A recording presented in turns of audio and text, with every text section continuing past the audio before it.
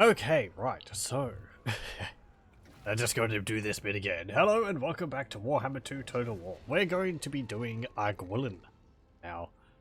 As I was saying before, I've had a few suggestions to possibly do Blue Vipers, and I would like to do them until... however, I'm going to wait until the update for the Greenskins comes out. There was also some requests for a minor Dark Elf faction, which is something which we could do. However, this is something which I've done on my own, and I think would be... It was quite fun when I did it, or an interesting challenge. So we're going to be doing Durthu, Argwylon, focused solely on forest spirits. That essentially means we have 3 different units, 4 if you include heroes. We have Dryads, we have Treekin, and we have Treemen. And we have Branchwraiths. We also have, you know, the Treemen Lords and the Treemen Spellcasters that provides, as well as Durthu. And because of mods we also have another unique legendary lord in Drycha. So there's that to work with. I also have a mod which modifies how things work for the Woodelves a bit. I believe it allows us to upgrade the... what's it called? Upgrade the outposts they get a little bit more, at the cost of amber. So they're a bit easier to defend, because in some of my previous attempts at this, they... you know, you end up taking a lot of settlements, and then the enemy just come marching through and take them all, and you can't be everywhere at once. So yes, faction effects, hero recruitment cost minus 50% for Branchwraiths, plus 10 melee attack during forest battles, which is nice. I don't know how much we're going to be making use of that, because a lot of the areas we're going to be fighting in aren't near forests. And elite elven units cost amber to recruit. So yes, but we're going to be doing with no elves in our army, just forest spirits. But there we go. Upkeep, minus 30% for forest spirit units, Lord's army. All units in Durthu's army are immune to attrition. Charge bonus plus 10 for Dryads, Treekin, and Treemen units. Lord's army. I will allow myself to confederate with the other elven factions and make use of their legendary lords, I suppose, if we get to that point. Anyway, let's start the campaign. Because I do have other mods which add Drake. No, is it Drake? Drake? Something like that. And a High Priestess or something like that of the Woodelves, as well as Talsin with what's his name? Orion. So, yes. In times past, Durthu bound the forest spirits of Athel Loren with those of the Woodelves. For a while, he considered the alliance to be a positive force, but that was before great swaths of the forest was cut down, before the elves invited calamity to befall Athel Loren. Now Durthu's wrath is great. The Azraya only spared its lashing tendrils for reasons of expediency in defeating the threat now facing the forest. Hello, welcome. Amnesia, the Dark Descent, and Crashland. Today's free games on the Epic Store. Huh. I already own Amnesia, the Dark Descent. I haven't played it since I bought it, which is when it came out. It's a good game though.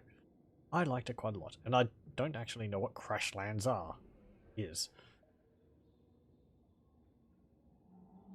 I have not heard of that one before. I hope everything's doing well for you.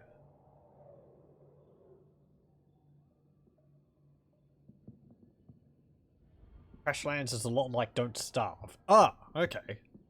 I do have Don't Starve. That's another game I haven't played since it came out. I don't actually know how far I got in Don't Starve. I think I got annoyed at having to constantly redo things whenever you died.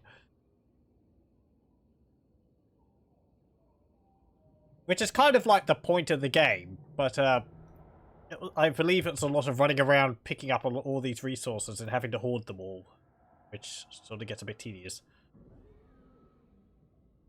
Maybe that's changed since I played it, but I believe certainly more things have been added to it since then. I like the idea of Don't Starve.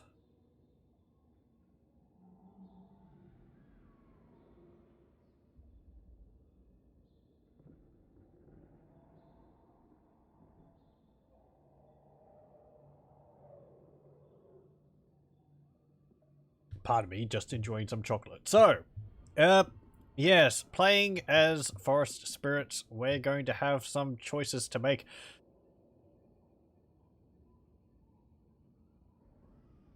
Previously, I have gone through Bretonnia,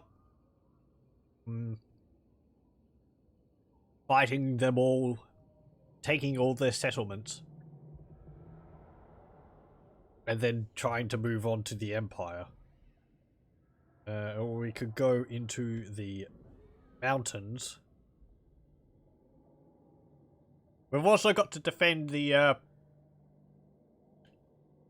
Oak of Ages, because that's going to be part of our faction. And we're going to want to upgrade that.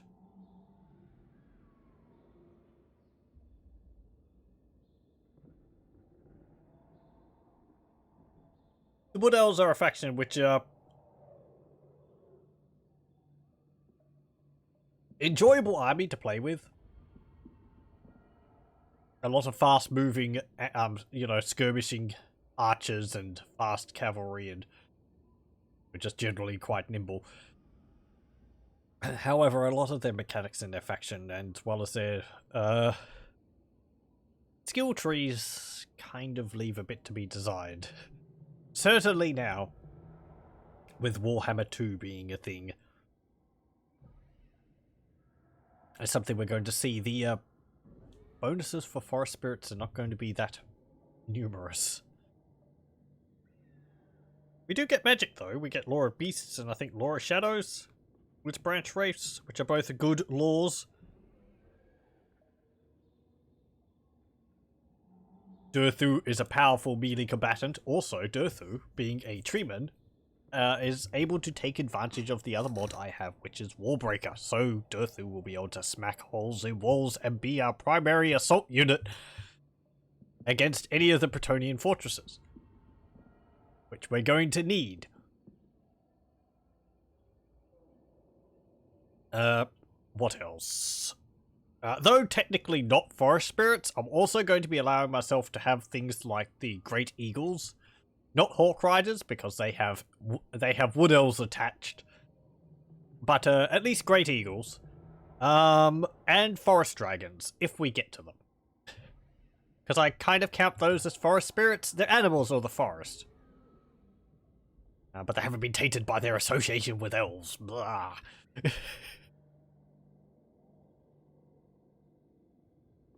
I'm not going to, despite the, you know, sort of hostile theming of this campaign, I'm not going to really actually go to war against the other elves in Athel Loren.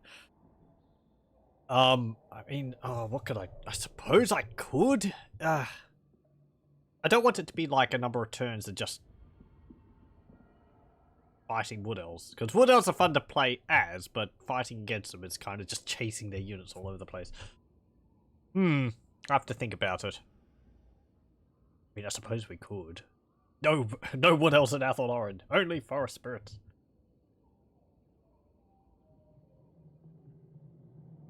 It would mean that we'd be able to get control of Athel Loren faster. No Confederation bonuses here. We wouldn't get the other lords though. And I'm not counting Orion as a forest spirit. You know what? Maybe we can do that. I'll have to have a look and see how our armies compare against them, since we're going to be quite limited in forces. Oh well. Dryads get surprisingly good. At least with Drycha.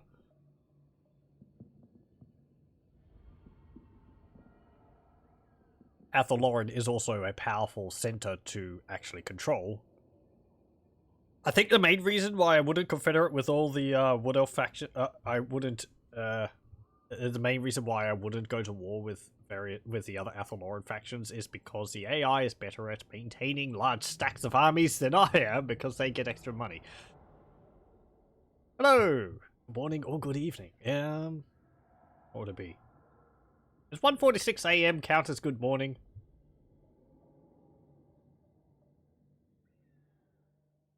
Hello, hello. I hope we're doing well. Ah, there we go. Hail Close to enough. you, Durthu, eldest of the ancients. I come to offer assistance in these dark times. Let's see what this guy has to say. Revenge on the enemies of Athel Loren. To the north, the Bretonnians lie in wait. We must tread carefully, for their expansionist desires are well known. Yet they could be firm allies against other foes. Aha! Furthermore, No. greenskin incursions are increasing, defiling the sanctity of the forests with their filth. The only answer is war. Move against their mountain hovels and end their sorry sorties into your lands. To the west, the beastmen herds are massing. These cloven beasts Can I will actually start desecrate there? everything, including your sacred I think they woodlands. do. Unless stopped by force of Stuck arms, down in you must turn the tables. Estalia, Take the don't they? hunt to them. The taint of chaos must not despoil the king's glade. Though the men of the lowlands know the price of intrusion, they still trespass upon your hallowed groves. look at all the No heroes more. they get. Drive them from the forest's edge. Age has made you twisted and furious, father of the forest. But this rage makes you mighty. Go They're now. really angry. Smite the unworthy. Defend Athel Loren. The only way we can defend Athel Loren is by removing Elf. Sorry. Anyway. I think Morgur starts around there. Possibly. Morgur is another character I like playing as. I haven't played as Morgur for quite a while. Oh, Morgur starts around Stadia, or? That might be the case. Cataract should start around Stadia. That's what I thought. Okay. And right, so yeah, I'm also just looking at my thing because I put it up so that my I'm currently streaming and recording in 60 frames per second. I don't know whether my computer will be able to maintain that. It certainly can't maintain it at a steady 60. I did that for the first person shooters, but just see how things go.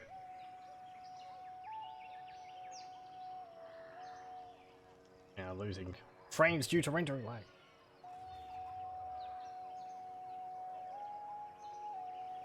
Just sitting around here. That was a pain.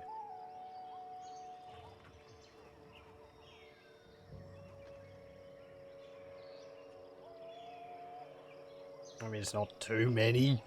Okay, whatever. Right, so, Durthu, first things first. Remove them. Right, so, as I said, also, welcome, everyone. Welcome, welcome. Angry Trees are your favourite unit. Before I started doing this, I had never played as Durthu. I'd always only played as Orion, because, well, I tend to like to start as the leader of a faction. So, yes.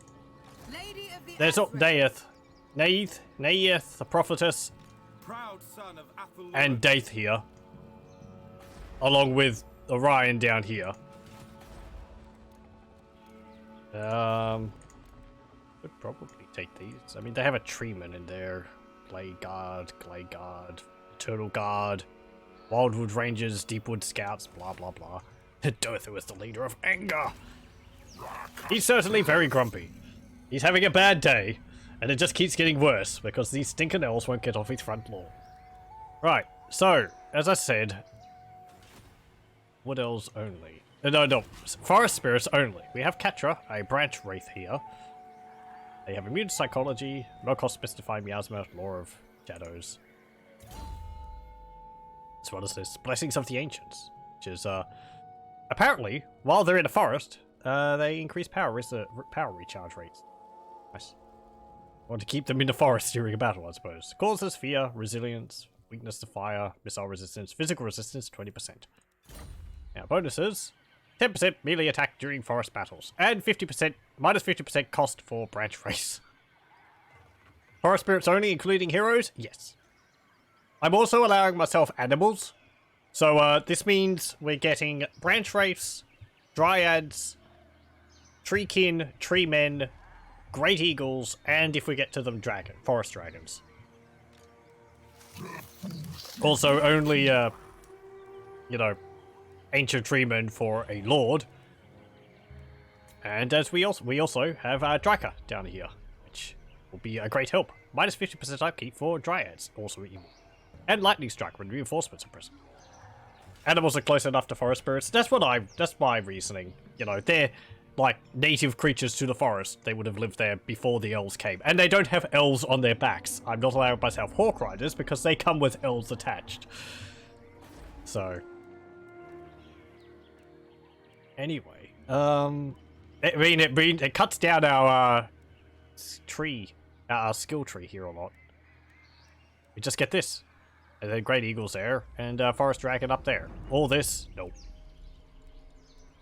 Even though it would be really nice.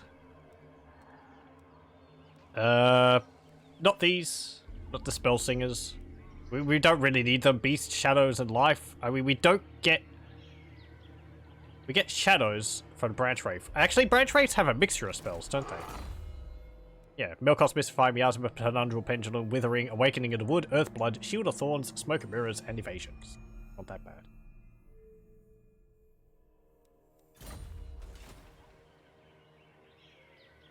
Shame because Hawk Riders are strong for attacking walls. Well, what do they say? Quantity has a quality all of its own. Also, as I mentioned before, and I'm just going over it again for people who have just joined, I have a mod called, which gives Wall Breaker to a variety of large units. And as you see here, Durthu is one of those units. So Durthu is able to smack holes in walls for us, which is very useful. Only Durthu. Also, any other treemen we get will also have this. As well as the tree lord, treemen ancients. They will have it as well, Wall Breaker. And, if we get them, treemen have it as well, Wallbreaker. I don't think dragons get it. No, dragons don't. But yeah, we don't need, you know, we don't need to attack on top of the walls, because we can just knock walls down as it is. They should be wallbreakers by default anyway. I do kind of agree. I would like Creative Assembly to add it to more units, because it's a very fun thing to have. Greenskins, you can get it, but it's only on giants with this mod. Which makes sense, but, you know, more ways to deal with walls. Possibly trolls could have it. I don't know. Trolls are a bit small, but at the same time... Anyway, so, yes. Now, what are we going to do? Oh, as another thing, I have a mod which, I think it's just called the Woodelves, which changes how their, faction works slightly. It essentially, I think, means that we get more amber.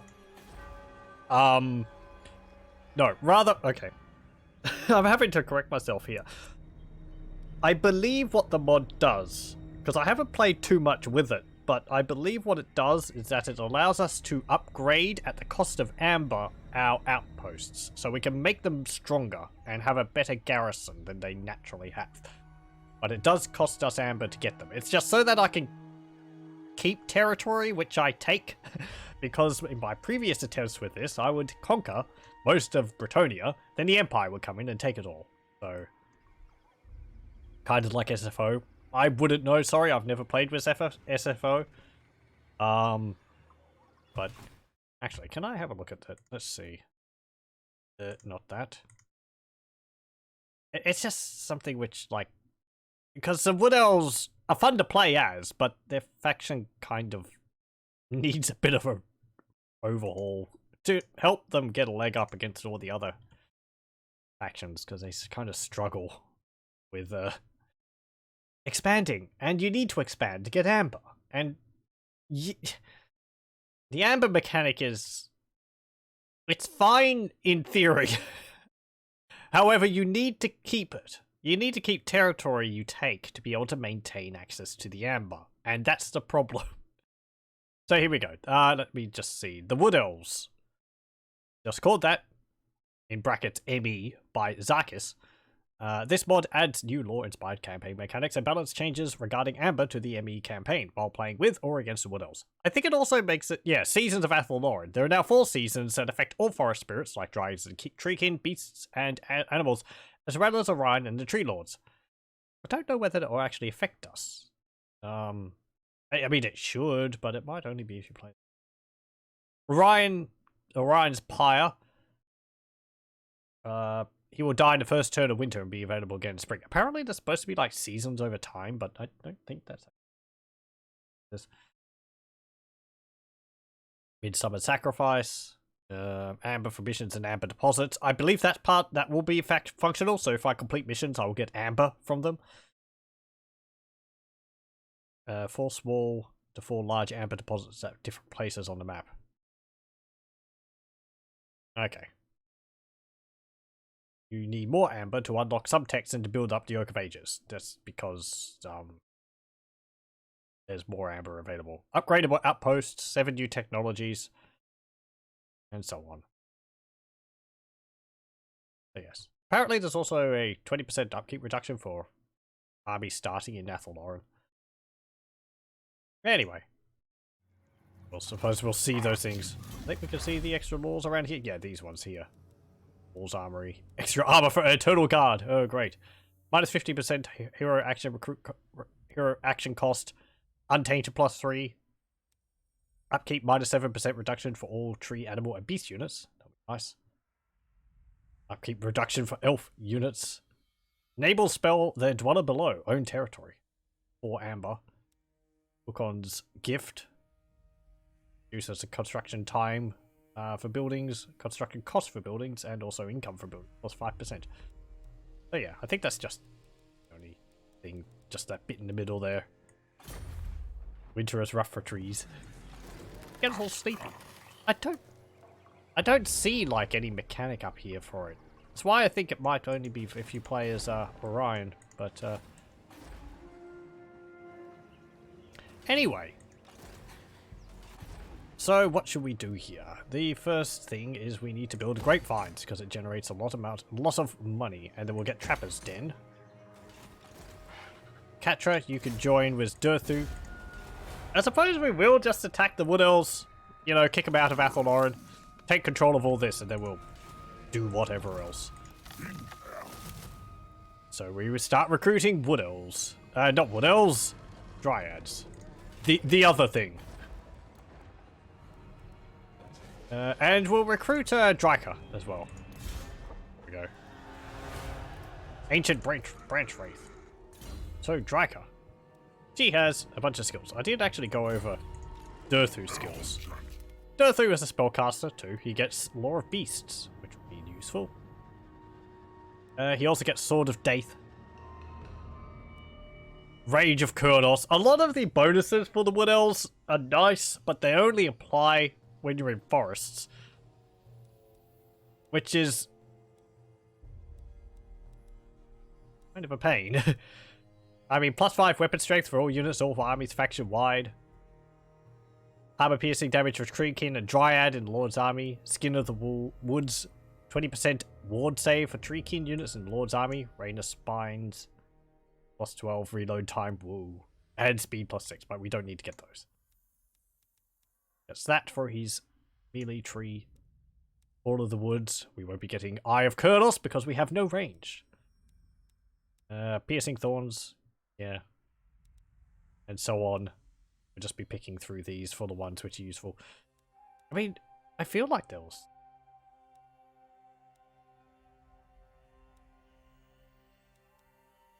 I remember not being too impressed by a bunch of the things, like lightning strikes all the way at the end of the blue tree here. Why?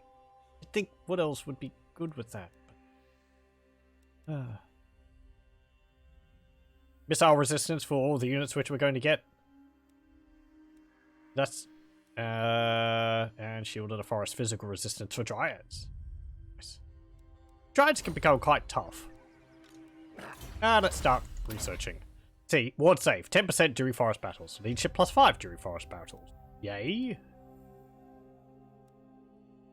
Anyway, let's go to Drycha, Queen of Vengeance, for the ambush success chance. And Drycha.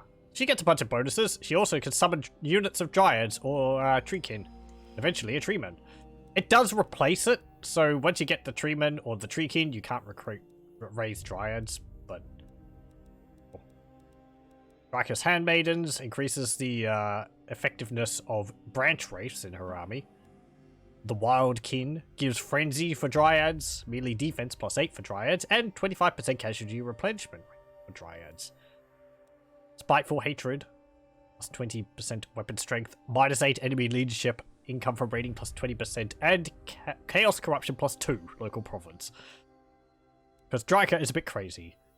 Weapon strength +10% for Treekin and Treemen, charge bonus +20% for Treekin and Treemen, and attribute Strong Vigor for Treekin and Treemen units.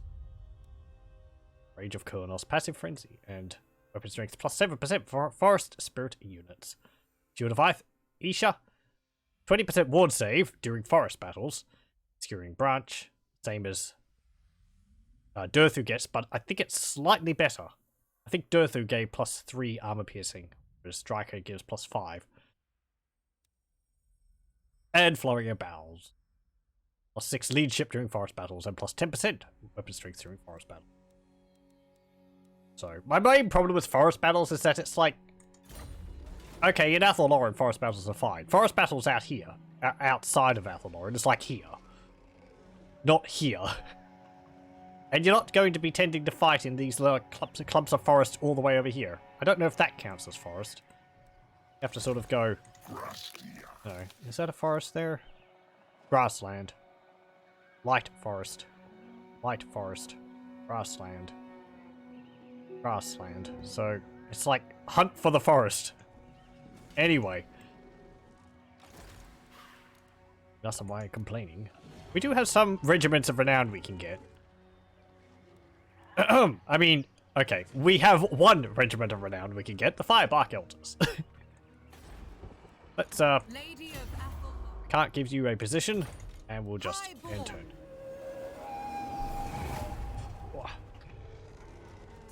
Woodelves should get Lightning Strike by default in their own territory.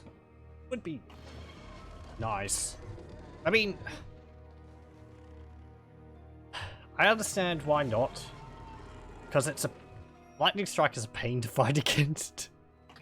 And Woodelves are already kind of a pain to fight against because it's an army of skirmishers. And you don't want to have to deal with that. Chasing them down with like fast cavalry and all that. Ugh.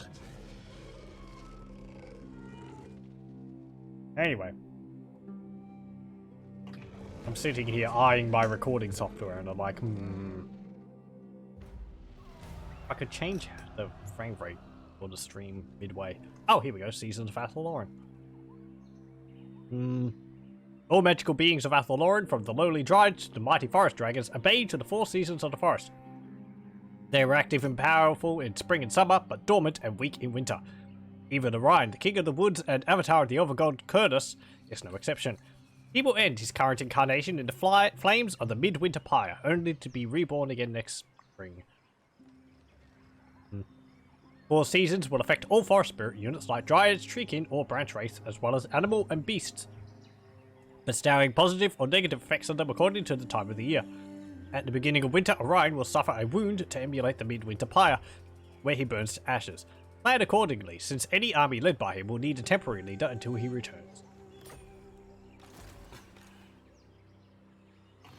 And I don't actually know where you note that. Oh well. Pardon me.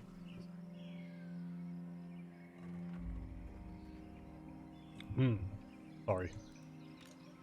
Chocolate. Recruiting more Woodelves, more Dryads.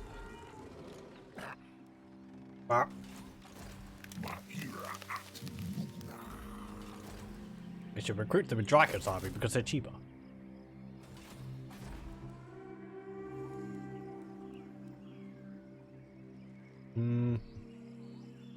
Yep.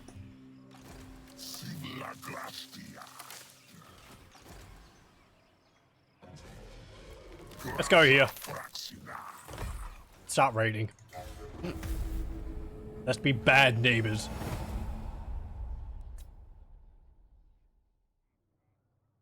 Not really that good luck catching Glade Riders.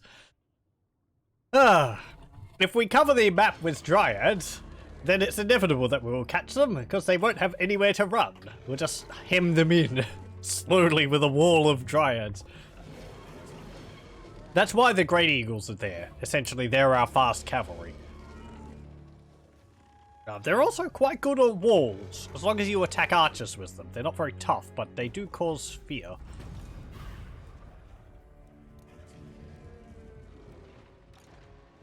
Okay. I mentioned Athel Loren is an amazingly annoying place to get around. It's like this river right here, and there's no bridge across it. So you either have to go all the way around here, or you have to go across it slightly. It does protect them from that tangle, but...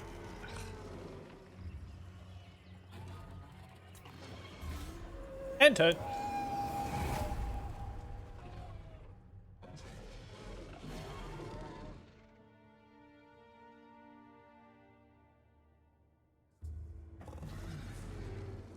What a... Oh, hello, Orion. What do you want? Non-aggression pact. Oh. I wonder how long we can raid their territory before Daith gets annoyed.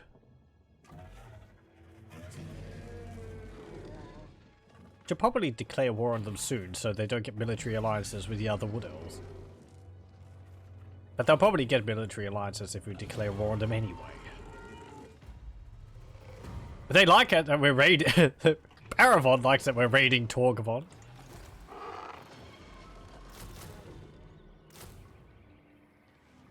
Okay. Let's see. We've got 9 in there. We'll have 7 in there. Daith has... What's this building? Arbiter's Perch. What's Craig Halls of Vindal's got? Arbiter's Perch. Glade Lord. I mean, let's see. Oldwood Rangers, Dryads. Traitorous Dryads! Blade Guards, no! With Starfire Shafts. No. Wood damage. Fire damage. Not wood damage. Enter. They get such good garrison so quickly. They get the garrison building quite quickly, but, don't know. The Wood Elf army, the Wood Elf garrisons... They're nice. The lack of walls hurts.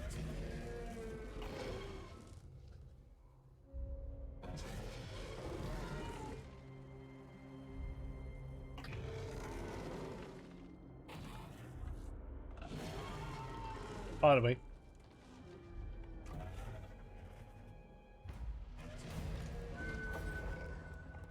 Okay. We'll upgrade Glade.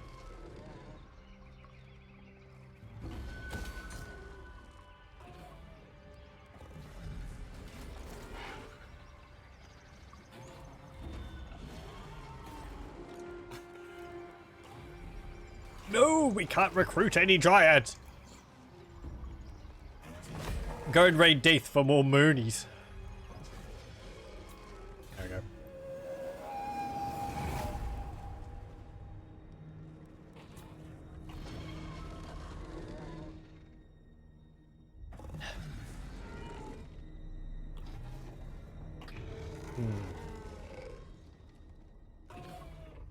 Okay, pardon me. Having chocolate nearby is terrible. Self-restraint is needed. Right. So, yes. Re-recruit more Dryads in Drycha's army. I mean, we don't have to worry about walls attacking the Wood. Oh, the Great Council likes the job we're doing, so they give us 1,500 gold. They know a winner when they see one. Or something like that. Can we recruit any more heroes? Nope. We need tribal stones for that. Yep. Right up there. Okay. Enter. Raid Daith until he makes me a new sword. What's better than Durthu with 2 swords? Oh, hey, Skarsnik, what do you want? Non-aggression pact. We gotta work together then. You like that I'm at war with Carrick Norn. I'm surprised that you don't like us because we're raiding, what's it called? Parravon. You're asking me to pay you, though. No. No, no! He's got it coming.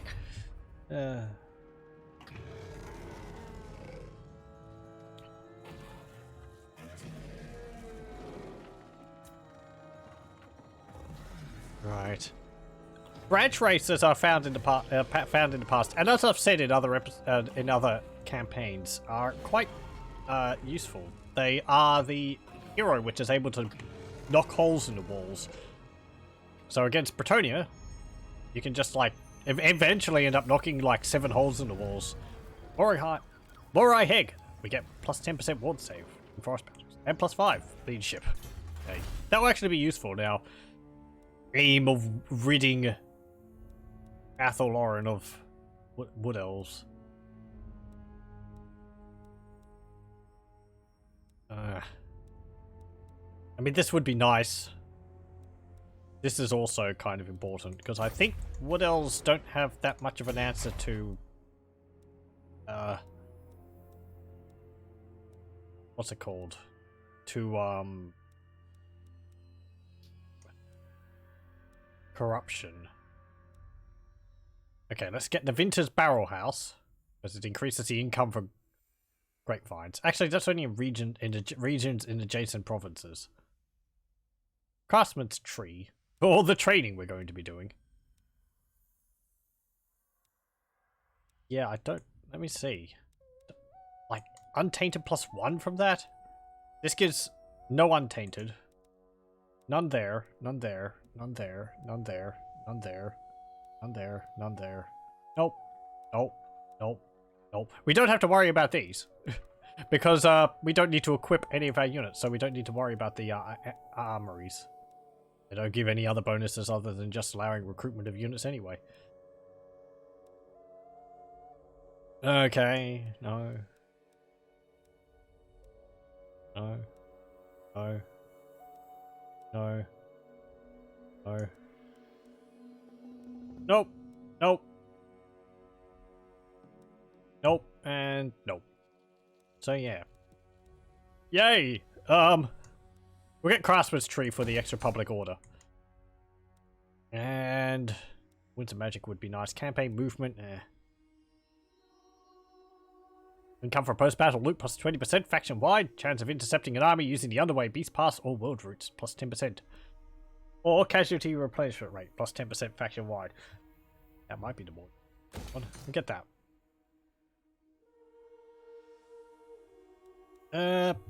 Yes. Glade Lord, at your service.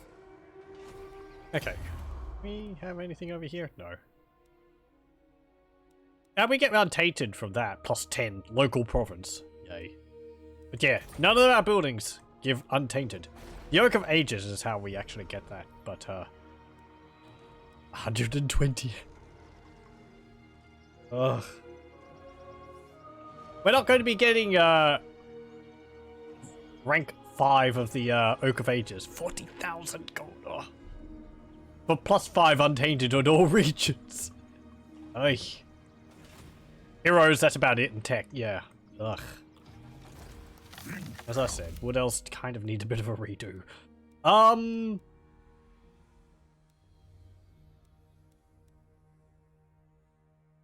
Wisson's Wild Form, yeah.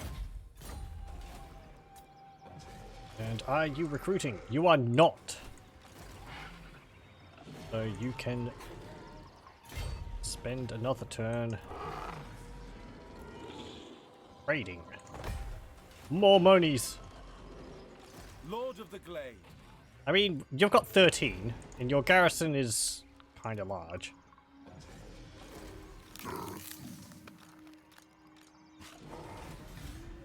End turn. And we'll recruit some more Dryads, and we might attack them next turn. I don't know. Or should I wait? I think I should wait until we have 2 armies of 30. Perhaps I should leave and attack Parravon and then come back once I'm a bit stronger. The problem is going to war against Parravon. I think we'll just end up attacking Parravon We'll bring in the rest of Bretonia.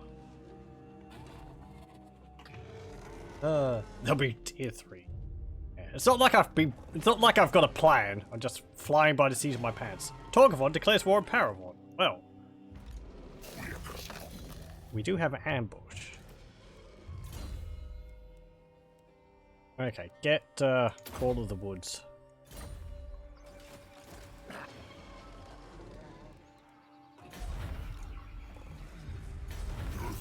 You inconstant worm, you shall suffer.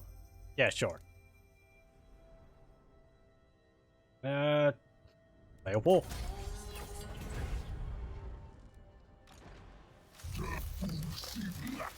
Who's got the higher chance of ambushing? Let's see. You have a 70% chance. Drycha has a 70% chance. It doesn't really matter.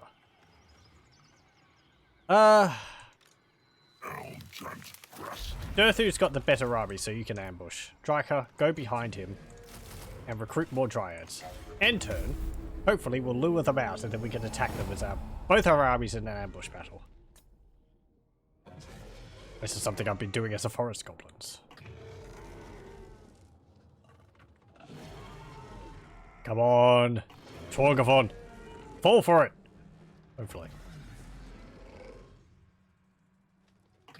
Maybe I should hide Durthu because he is a stronger lord.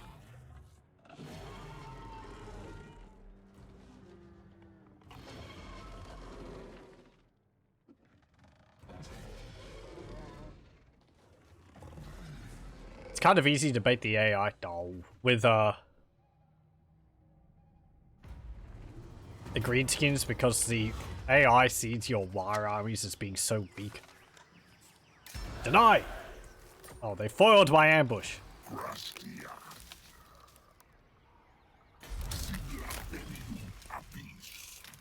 Okay. Actually, I did ambush with Durthu. What am I saying? Okay, get some more Dryads. I think not. I actually haven't upgraded their, I haven't actually expanded their army. Lady of the Glade. End turn.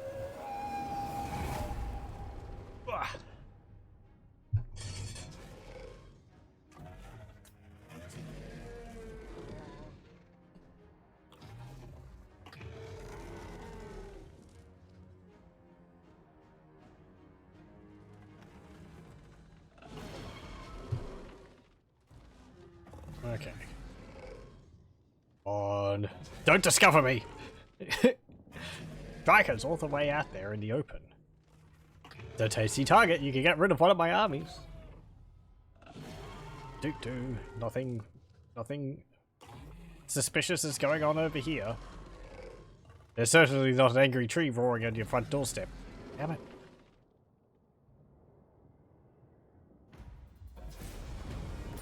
Okay.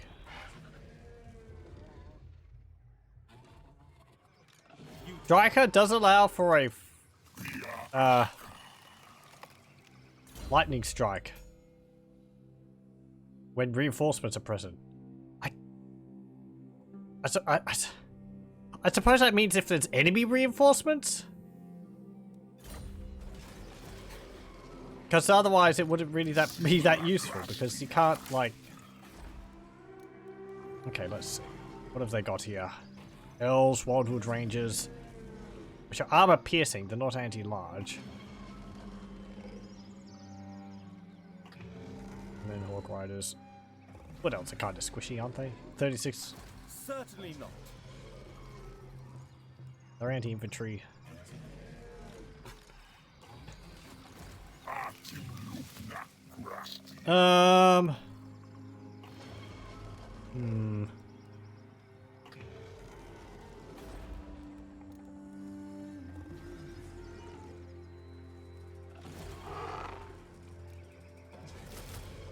One more Dryad.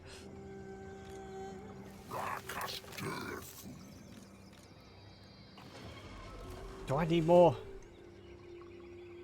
I just don't really don't. What's our strengths? We got spellcasters.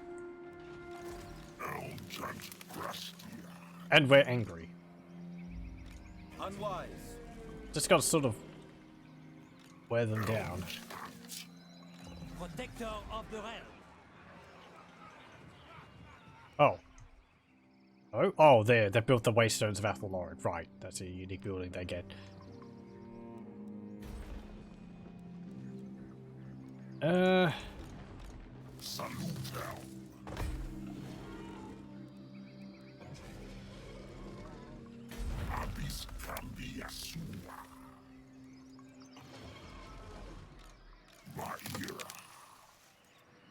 Can we tempt you to leave there at all? Probably not. Well, whatever. Go and attack them. We're not going to get anything accomplished just by sitting around here all the time. It's probably not going to end very well for us.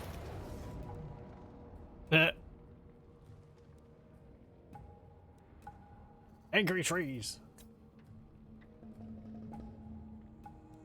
Okay, let's go.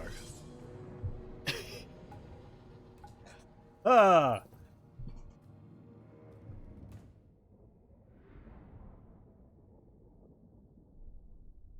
I don't want to sit around for too long because our armies keep getting better than ours.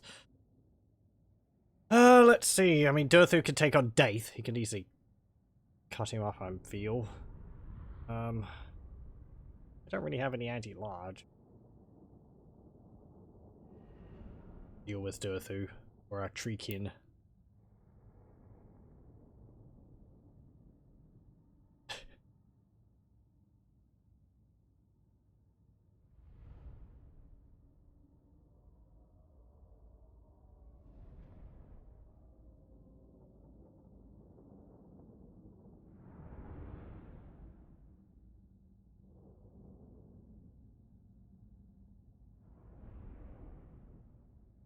If their reinforcements are going to come behind them, aren't they? So, like the Greenskins, our tactics are just going to be charge them. I feel the good old method of just bomb rush.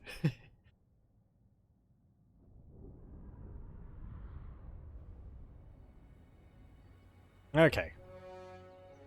How foggy? Okay, we're over there. Oh, and they don't actually get reinforcements because we're attacking their settlement, so they all start on the map from the beginning anyway. We do have Vanguard deploy. I think I've seen that type of forest before. It's a very tall tree.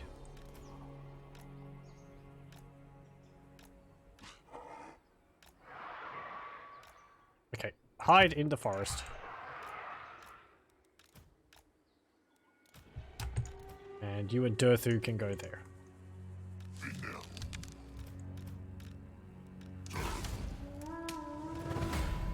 Okay. Get in there. So what have we got? Just as we saw before.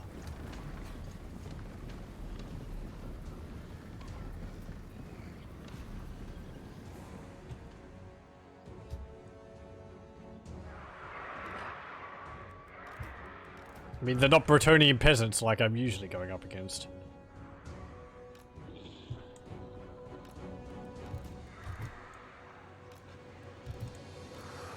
Though...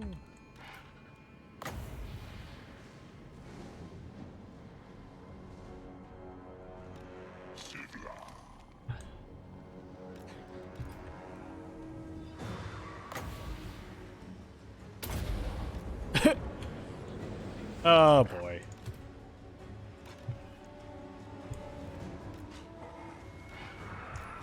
Get after them!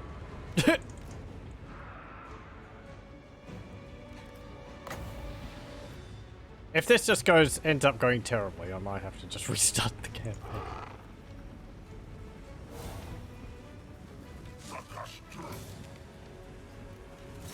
Because they're just going to flee away from us, aren't they? Yep.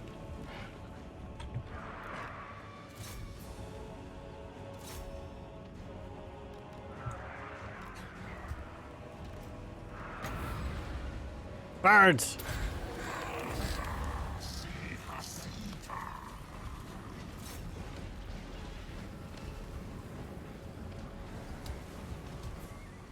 Hey. Don't sit around looking at those birds.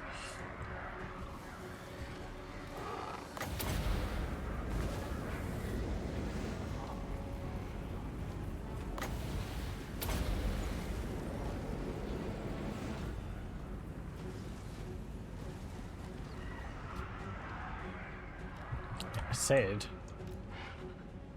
don't sit around just looking at the birds.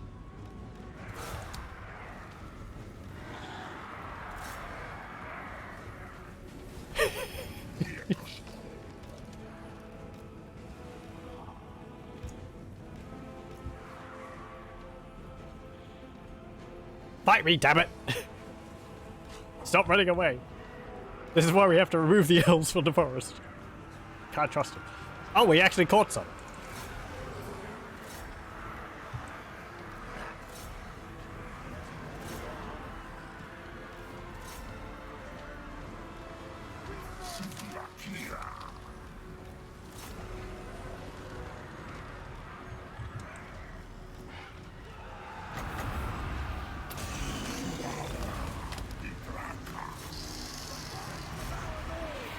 Yeah, it does. We should know. Here comes Durthu. Come on. Smack him.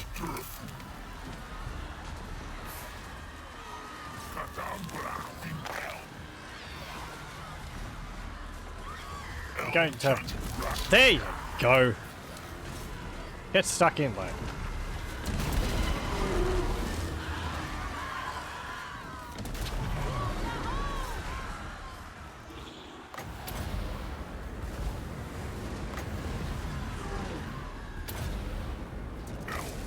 We've made some of them break.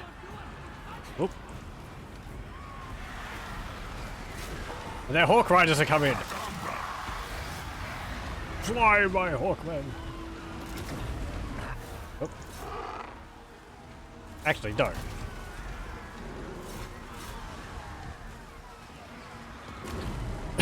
Ow, ow, ow. Stop it. It hurts.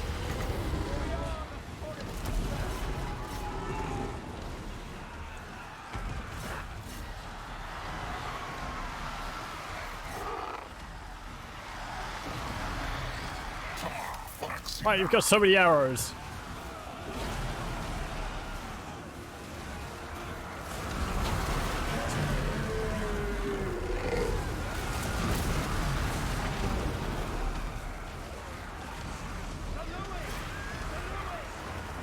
You don't have art.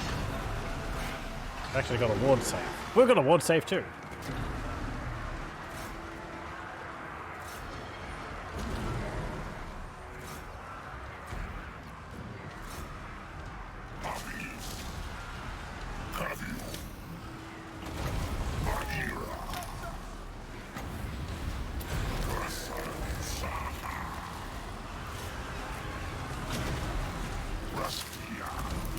Come back here, cowards.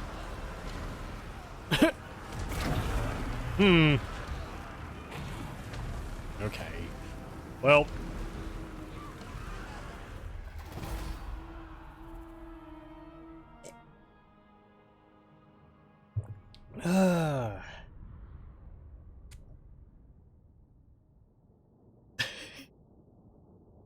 I should just focus on attacking against Bretonnia. It's a bit of a problem also, I can't... If I build garrisons, we're going to have access to Wood Elf unit. That's fine. Whatever. I'm not going to fuss about it that much.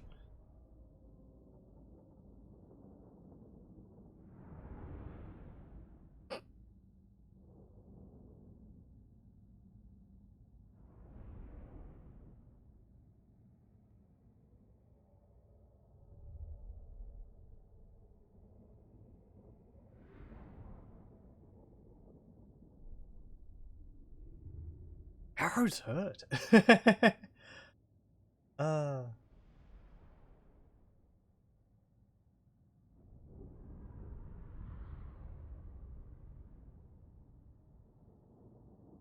I wonder whether we could have taken it if we attacked them right from the beginning.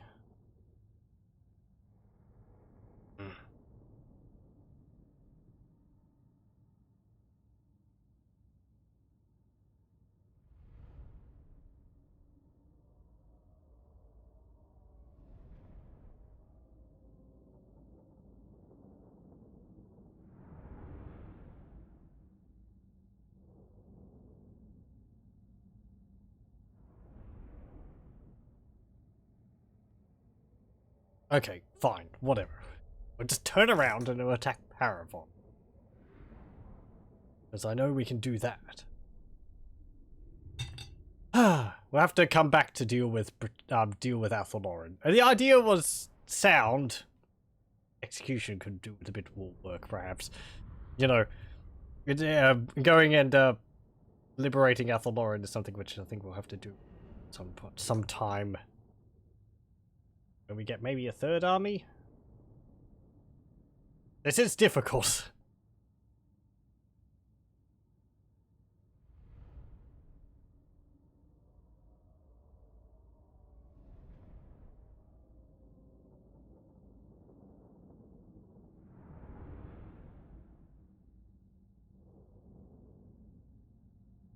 They've got the most kills in their army. 72 for their Deepwood Rangers. Deepwood Guard?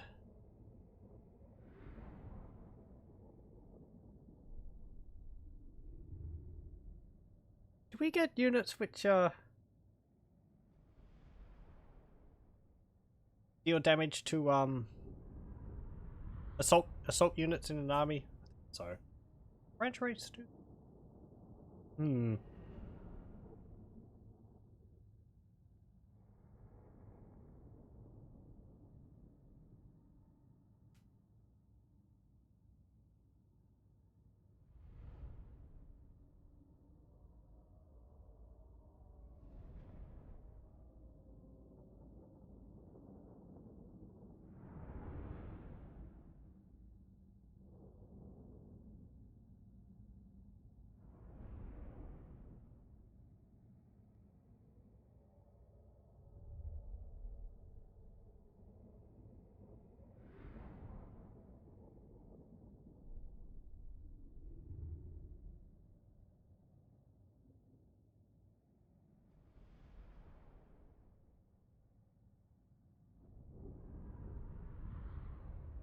Right, I wonder if Daith will accept peace right about now.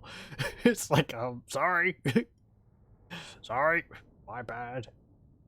It works in the long run, you know, it's just like fostering more hatred for those. Damn it, they're making fools of us.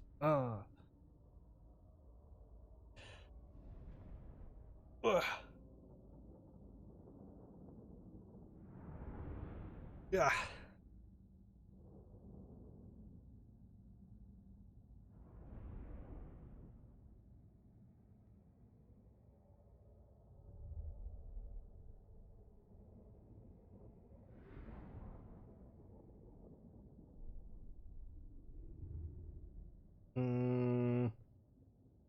We didn't lose our Treekin. We got some experience from it anyway. So if we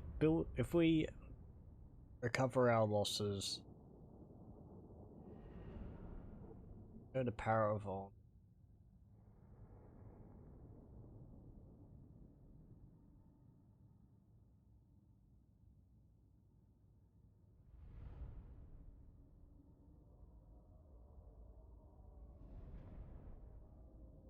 I'm just trying to remember how I would do it exactly. I mean, let's see. We raid Parravon a bit, we'll get some more money. We've already got a fair amount of money from our buildings. And then we could go up to Karak Asgaraz or whatever it's called, where Skarsnik is, and deal with him there, because goblins are scared of us, and it's quite an easy target. Though that region is difficult to hold because there's the Blood Keep next door to it, which causes vampire corruption.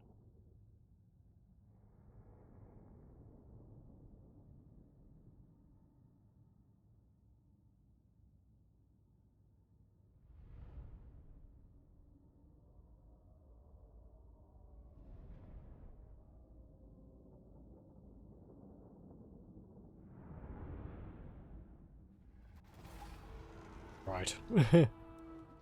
Sorry. Let's get out of here.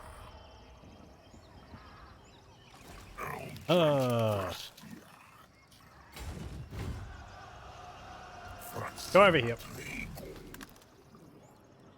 And you can recruit another Dryad. Let's combine our units, actually.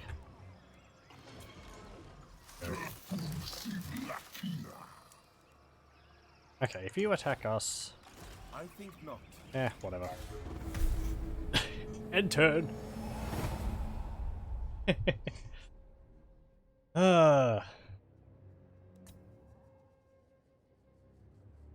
Okay, fine. So...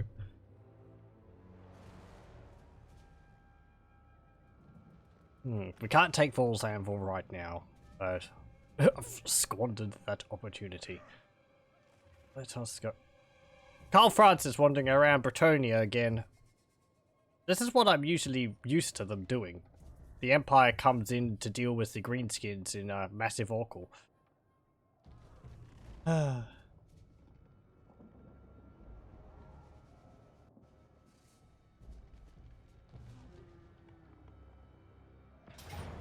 hello.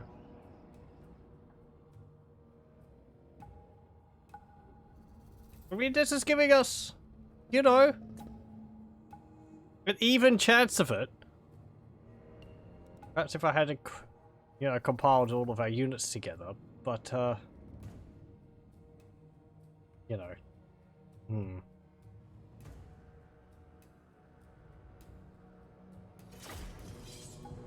Okay.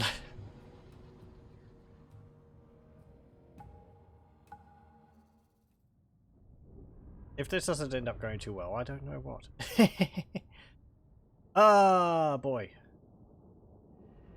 Start things again? I don't know.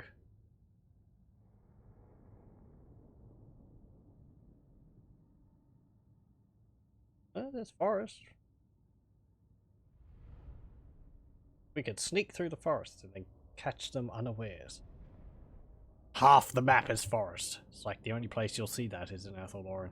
Even then, not all the maps are that foresty. You'd expect to get the forest... I mean, no, you will get forest bonuses in the entire map. You don't actually have to be in the forest on a battle. I think it's just that the map has to be designated as a forest.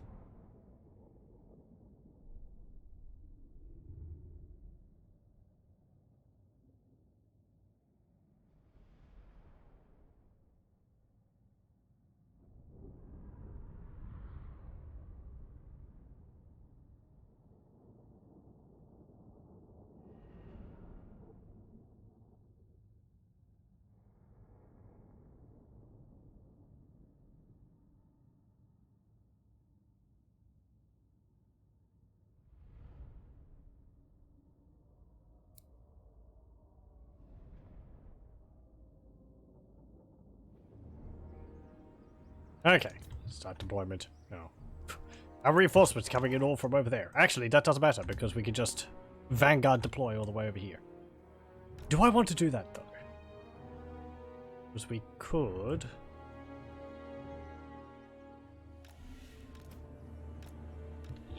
ambush them like this.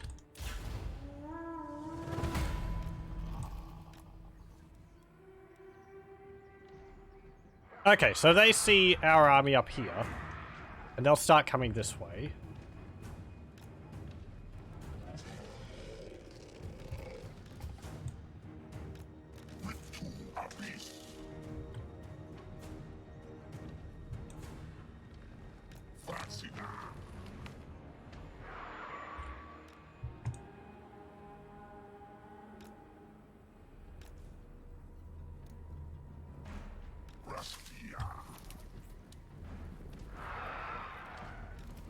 Okay. We have got this ability, which I didn't make use of. Lamentation of Despair. It's a magic missile. Strong versus a single unit. Weak versus a single combatant.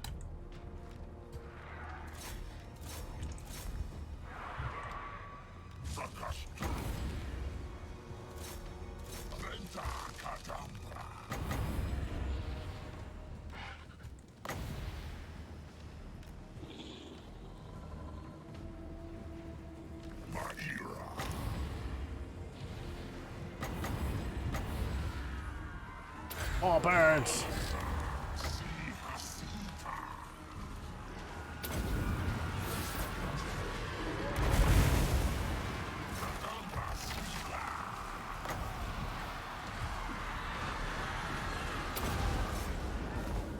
Oh, hang on, that was a miscast. Misclick.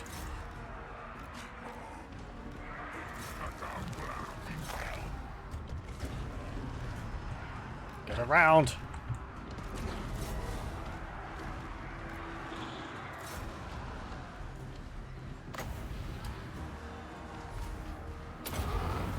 Cast that on them.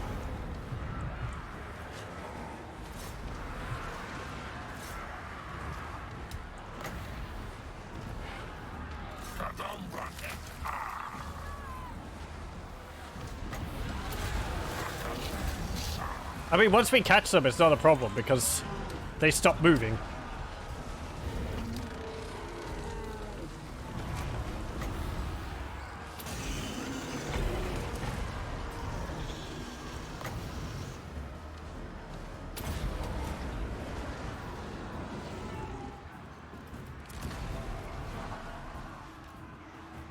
Yeah.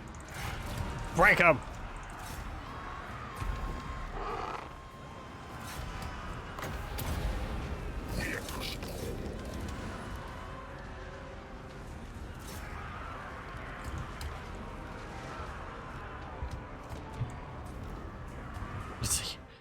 This is actually not going too badly. If I get you to charge over there, Lamentation of Despair them. Where's... Cast that on them so we can catch them.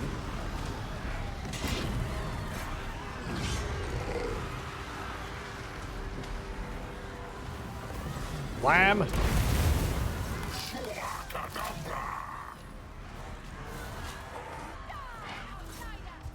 Outsider?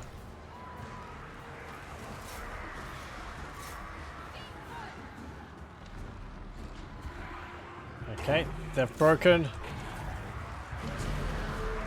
We're really just gonna have to let them run around.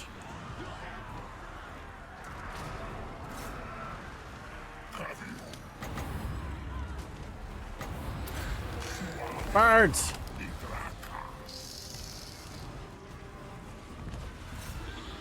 Okay. Go over here.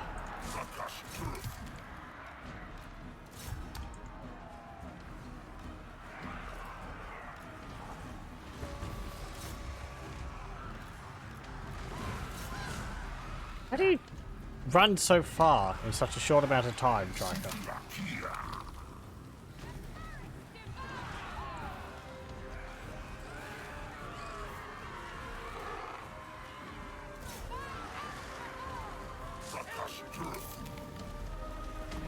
Okay.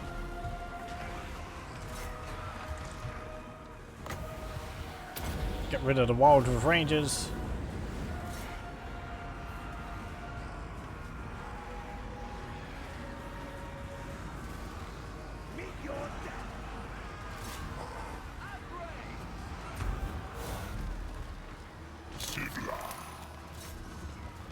Come on.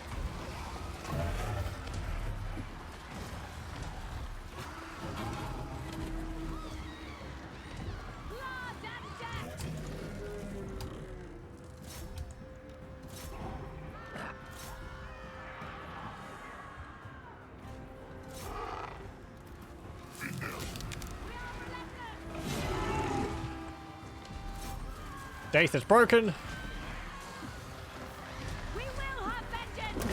Wham! I think he just died. Yep.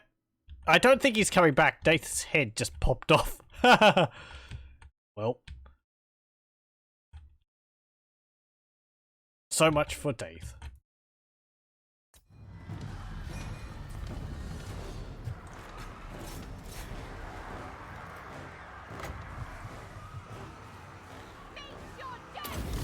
Can you, like, use that against them? They're broken. They're shattered.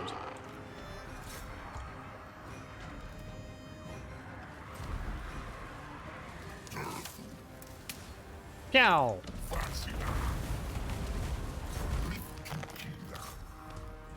Come on, come on, come on.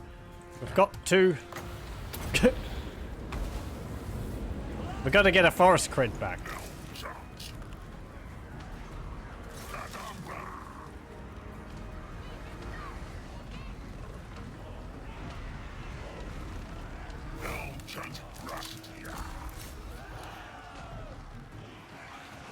They're broken.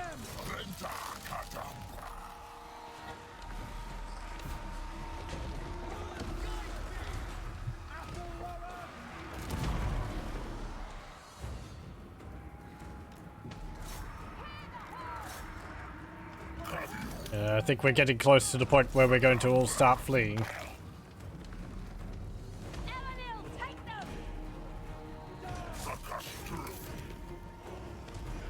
On.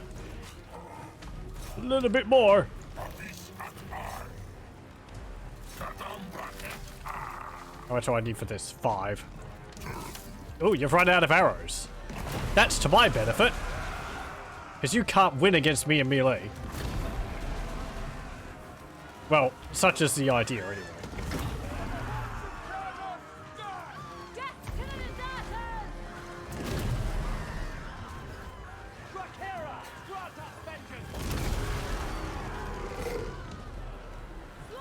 Oh!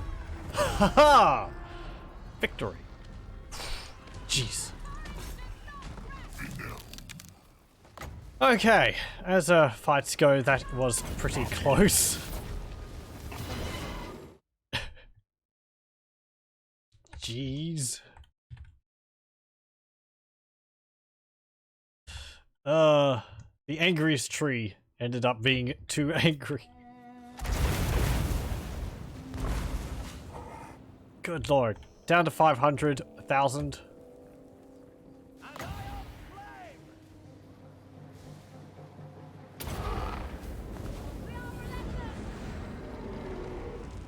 Ugh.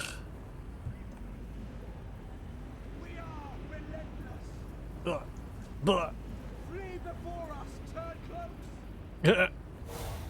Okay. You will pay for your trick. Yeah. Hooray, victory! I feel better about it now. Jeez. So you can see that we can win just because our units are so tough, but are reasonably tough. Large amounts of ranged, however, are kind of an Achilles heel. Though Wood Elf ranged is just a pain. Bretonnian ranged isn't that bad because they're just peasants, and we can weather that much better.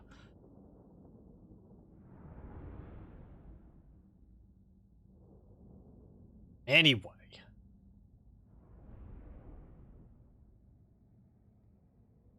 And perhaps if I'd gone after Daith with Durthu earlier on, but honestly, I don't know. Durthu is good for dealing with enemy lords, but he's also very good at dealing with enemy groups of enemy units, because he's a big stompy tree. He's good about that. They'll probably retreat back to the settlement, so it's going to have to call it as a draw here, I suppose.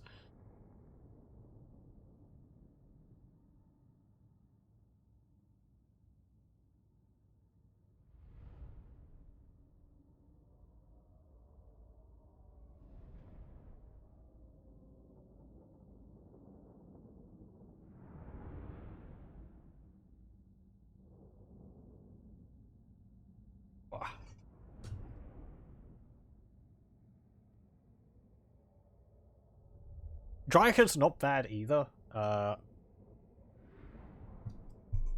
She's small, but she is able to get a lot of kills in battle during combat against enemy infantry.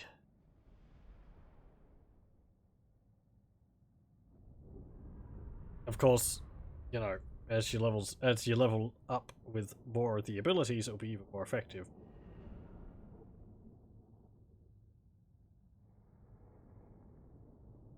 Pretty nice. No, one of our Dryad units got 0 kills. Roll-cost Mystifying Miasma is useful for catching their elven archers. If we had great eagles, I'd be able to do it much better. I kind of wish there was some kind of forest spirit which was a, just like a, I don't know, a fast-moving unit, like a, animal of some kind. Like Chaos Warhounds or something like that.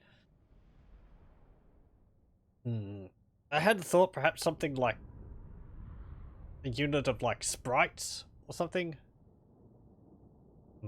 I don't think they were really a thing. I don't think they were a thing on the tabletop at any point, though.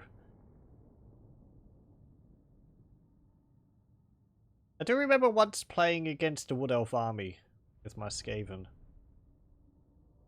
They had some Dryads in them. I actually have some Glade Guard, which I haven't painted much of. I think I've only like did one of them.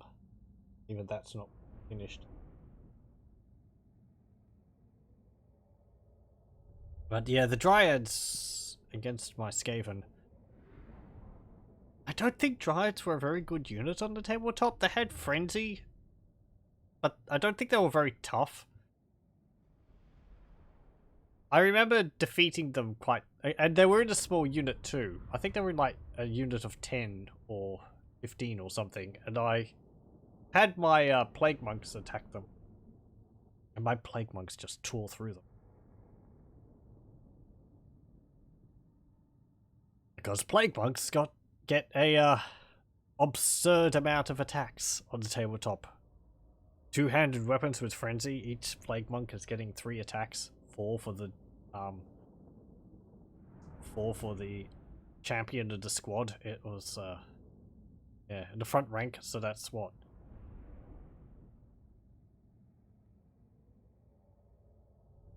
15, 16 attacks for the front rank. Weapon skill 3, strength 3. That was pretty nasty. Eventually, you know, inevitably some of those are going to hit. You could even have increased it further if you cast like Death Frenzy on them, which I would think gave them all an extra attack at the cost of some of them dying at the end of the round, potentially. Because of exhaustion.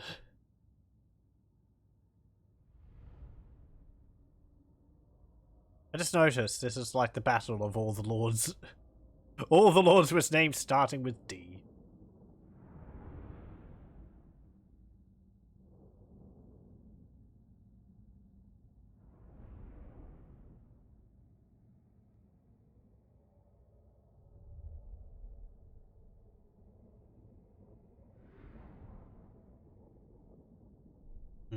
We did deal with Daith though. He's now injured. But we can't capitalize on this because their garrison is actually more powerful than this army. Hopefully some of their units will have disbanded though. Because they can't recruit all currently. Are we able to get Eternal Guard, Way Watchers, and the Glade Guard? Did I say Glade Guard twice? These ones. Yeah. War Dancers, pardon me. War Dancers, Eternal Guard, and Glade Guard. Glade Guard.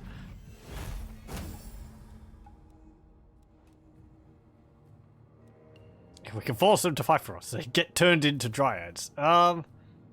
Release the captives, we'll get the money. Oh, he retreats over that way.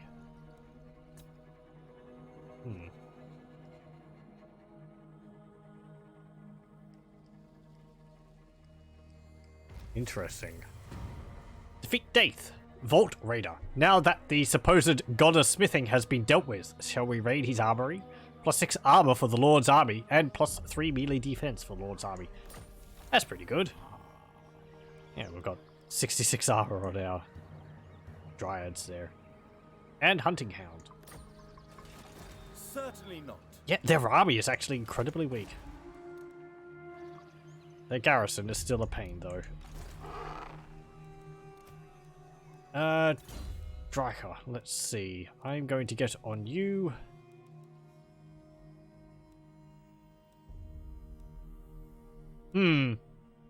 Inspiring presence. Can we get peace? You inconstant worm. Nope. You shall.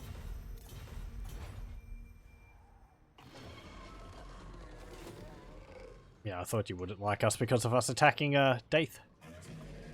They've also got prejudice against us because trees, angry trees.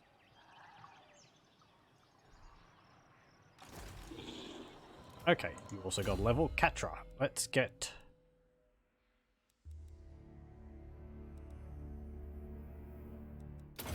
replenish troops. Oh no, we can't assault armies with Branchwraiths. Actually, don't get replenished troops. Get I'm supposed to get a Numble Pendulum and then the Withering. Awakening of the Wood.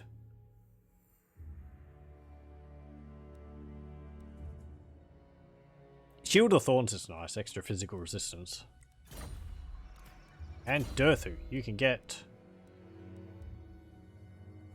Pan's Impenetrable Pelt. Increased speed and physical resistance. Yeah. Let's get that.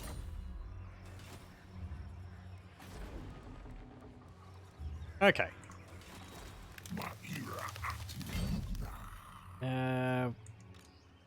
We can't actually reach you, and you're within range of Anvil's garrison, so we can't take advantage of that.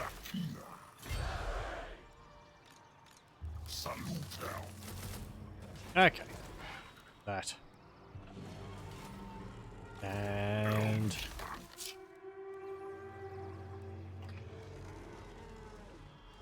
want more growth?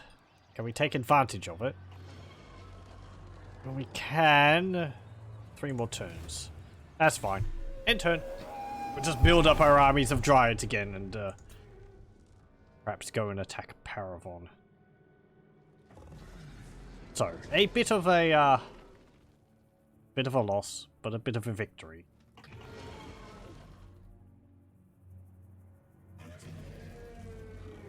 My overconfidence was this rather quick killer. Oh well. Let's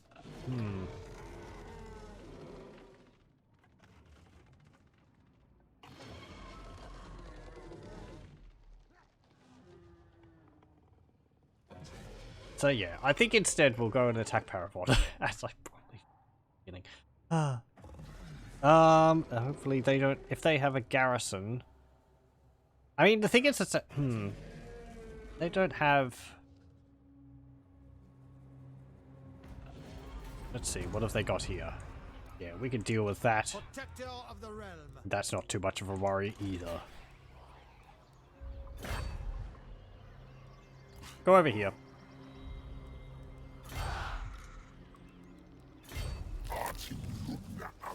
Go over here.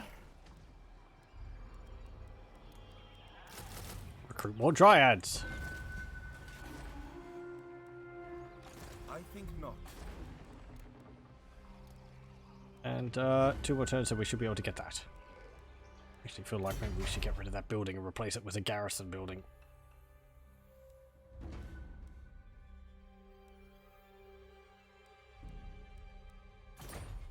We'll see. End turn.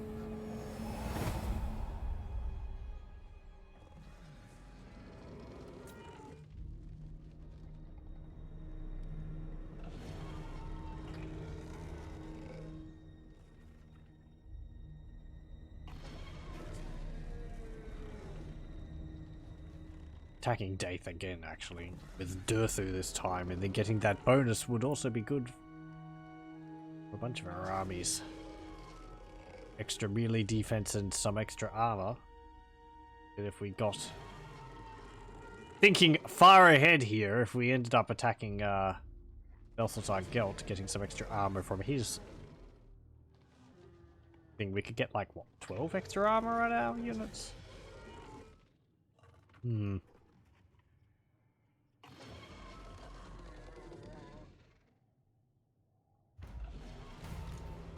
God in faith.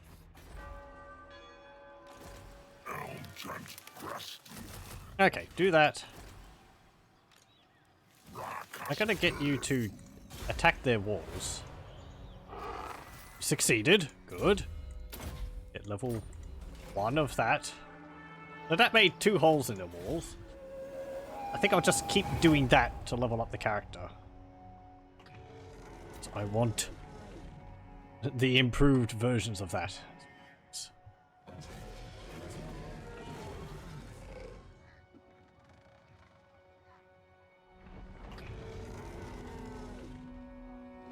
Skull Smashers have been destroyed. Let me guess, they've been taken by, oh no, they haven't. It's ruins. Maybe we could go and grab that region.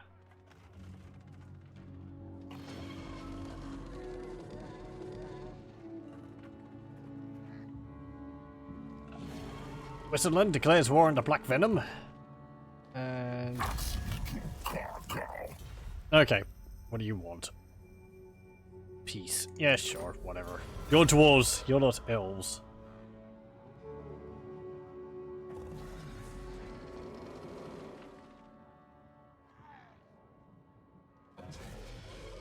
Oh.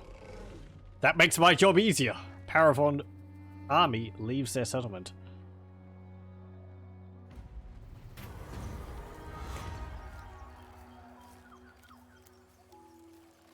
Join them.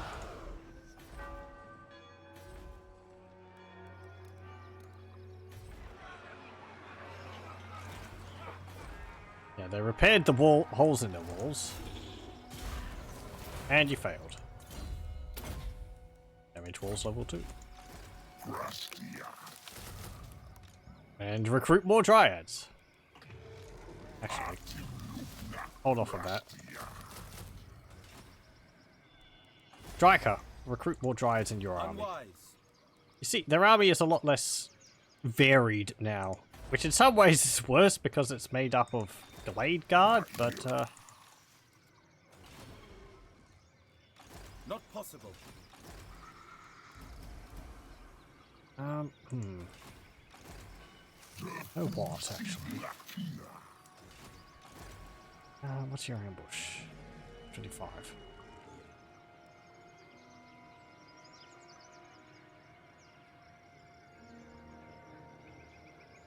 You're probably not going to move from your settlement, though. I was thinking maybe we could try and bait their army out again and get them in an ambush, but they're not really doing anything. Durthu, hop out here. Raid. And recruit more Dryads. End turn.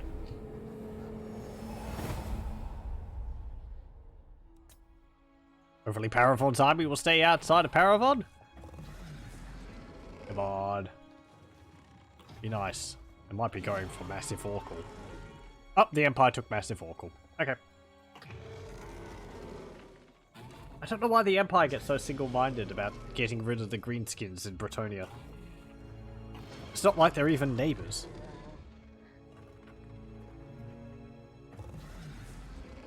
I have seen the Skull Smashers or whatever here take Helmgart and Ubersreich, but they haven't really dealt with Parravon or that around here. Oh, Parravon didn't seem to... oh wait, hang on. Has it gotten up to their turn? Up, there they are. Oh well, it's fine.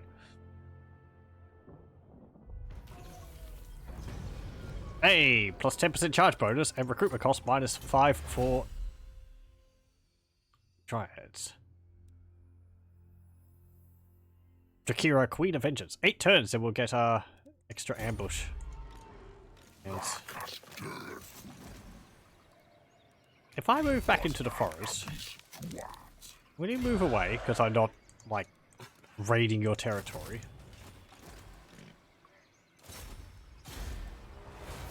You failed. End turn.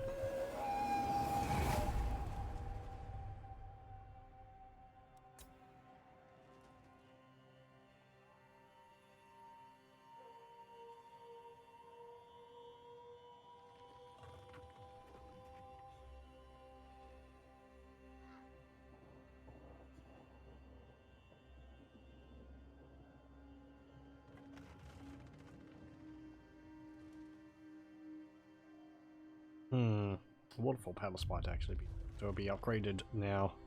I'm focused on building up my armies, not so much on my capital. Oh, I should, I suppose. It's the only one I have. If this just ends up going terribly, perhaps I'll just have to restart the campaign. I have done this before. Rather successfully.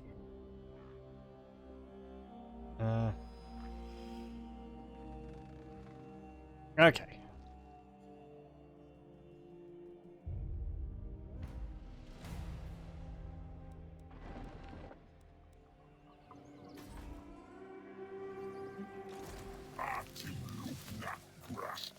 Let's see, how much have we got? 14, 13. Have no walls. You have 14 in there. Damage walls. You were successful. Well done. Can get Awakening of the Woods. Durthu.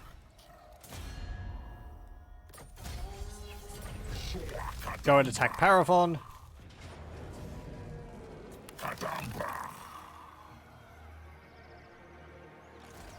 Drycha. Come up and help.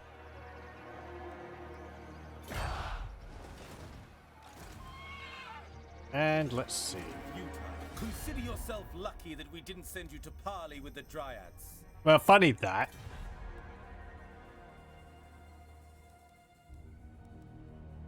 At your service, you may keep your lying tongue.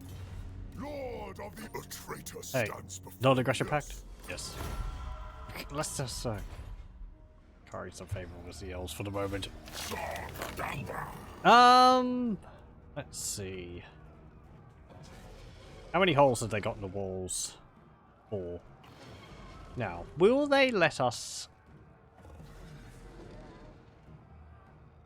I'm wondering whether I should let the turn go so that we can get Catra back into the army, or whether I should attack them just right out now. Let's attack them right out now. Or take Parravon. So, they have 4 breaches in their wall, and...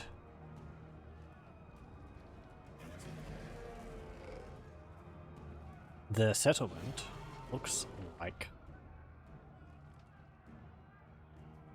come on, come on. This! Let's attack. If you can't tell, I'm feeling much more confident about this than I am about Daith.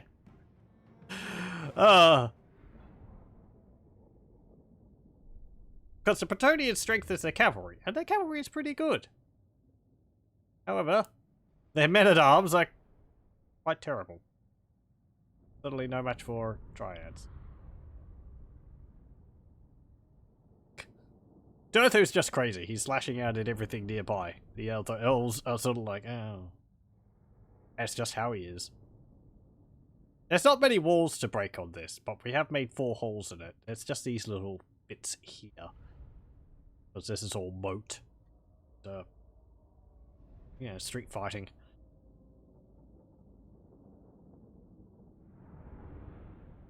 They also don't have that many archers. They have got Pegasus Knights, but, well... they've never been that much of a problem. Durthu can deal with a few Ponzi knights on flying horses.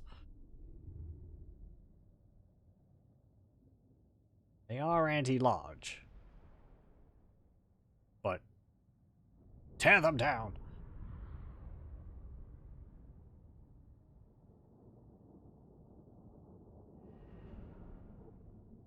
Bretonia is a realm of men, but 'twould be nothing without the steeds that carry them, and no Bretonian mount is greater than the Pegasus, the mighty winged beast that carries the questing knights far afield across impassable terrain with terrifying strength in the name of the lady. Albert de Moria, chief farrier to the Carcassonne stables. Well...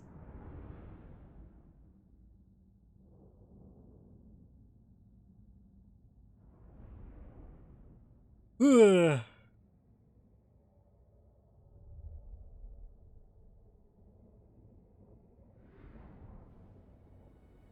I don't think their Pegasus Knights are going to be much of a benefit to them at the moment. Okay, so let's see. There should be a hole in their wall. There.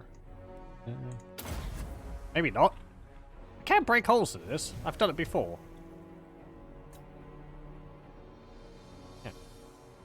Why is it saying there's no holes in the walls? There should be. We broke some holes in it. Oh well. It's no matter. They are damaged. 44, 6, 16, 34, 0, 10. Well, that gatehouse is damaged. There are walls back there? Don't think there is. No. Okay, fine, whatever. Dryads, go up there. Durthu and you, go over there. Okay, and start battle.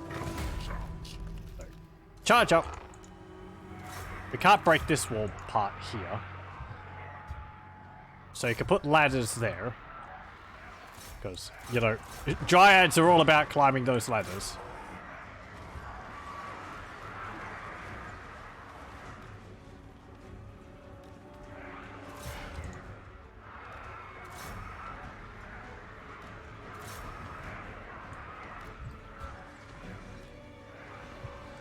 And get there. Okay, and Drycha. Do I want you to attack from the same position, or do I want you to attack from over here or something? No, just come over here.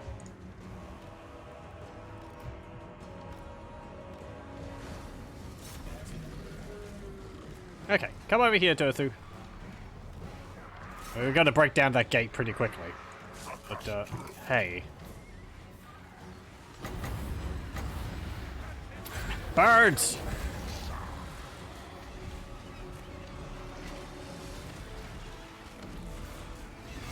Ah!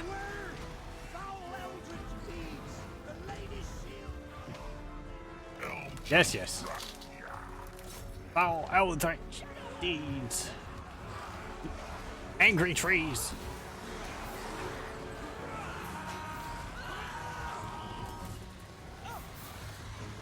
Dead. Hey, Durthu. You dealing with that wall? There you go.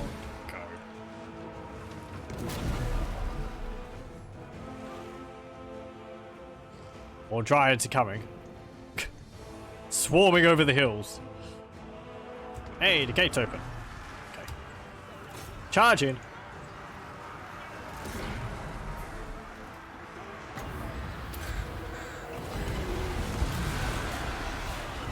More birds.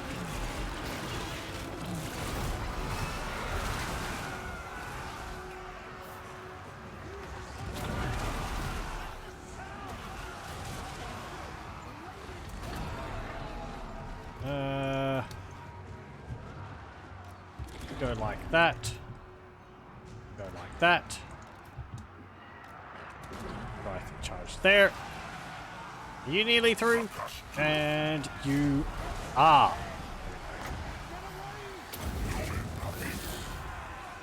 Pow! And get in there.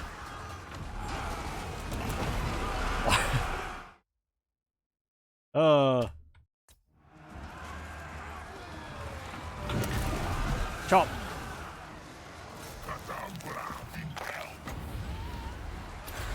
Another birds.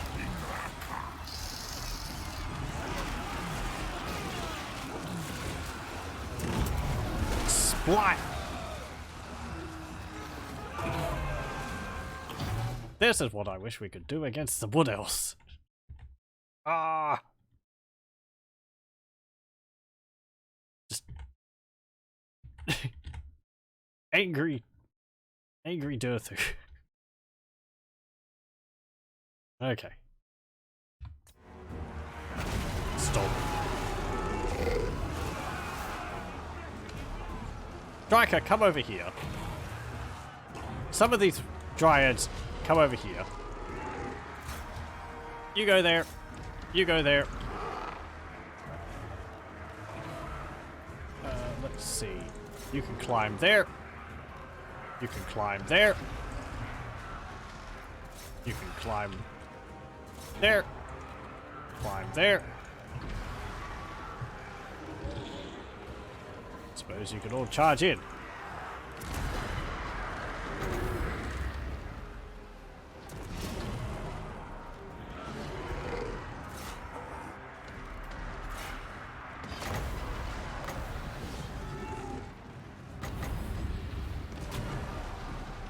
And give us all a bit of a buff.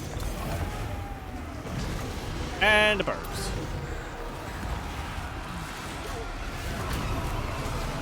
Smack.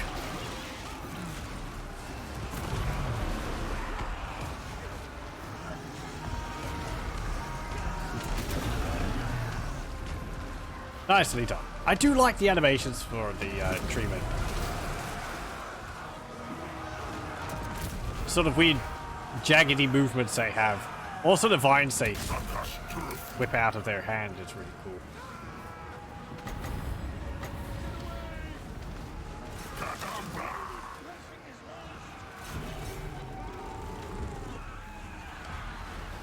Okay. Let's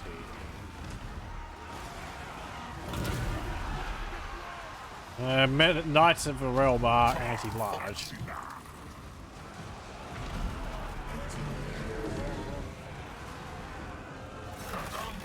Charge them. Right. Where are you? Where are you? Oh, you're up on the walls. Did you climb a ladder? Ugh, you climbed a ladder. Now you're exhausted. You've only got yourself to blame. Pow!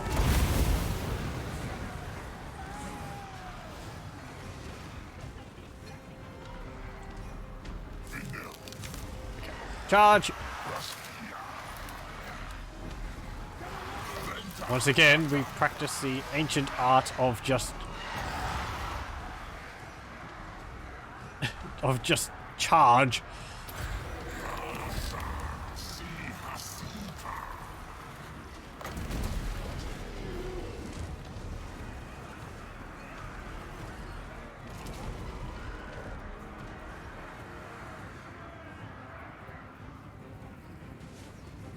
Is anyone holding? Nice and well, Mar.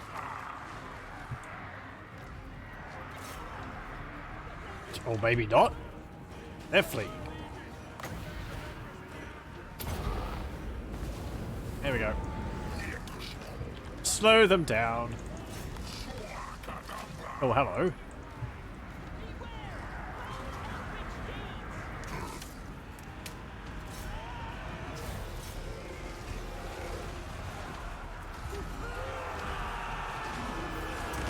Wham!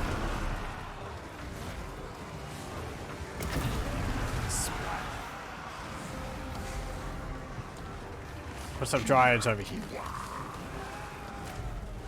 In case anyone gets any ideas of flanking us. Oh, we're out of magic.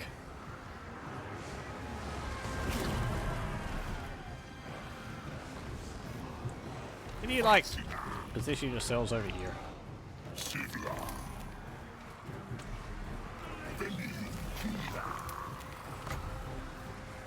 Okay. Do another lamentation of despair. Bam! Well, you could have, you know, scooted it over their heads a little bit better than that, but, oh well. Wow. Oh, hello. Do you think you're going to win?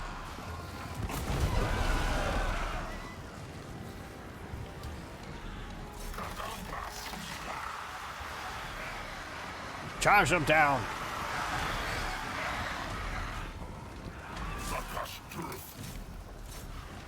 They're charging again? No, knights. Go away. There.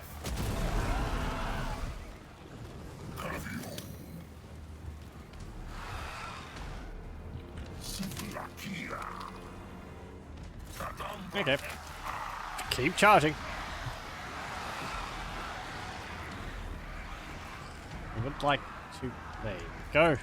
Spread you out a bit.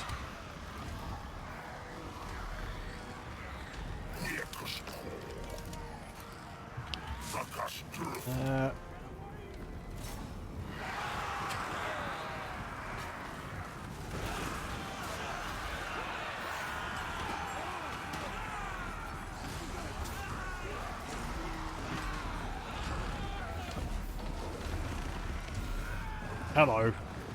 Goodbye. They're charging again? There's 6 of them. Get out of here. Have second thoughts. 4 of them die in one sweep.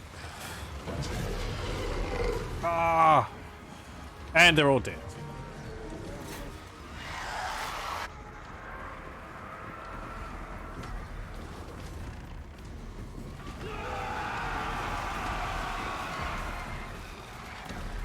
Yeoman. Nope.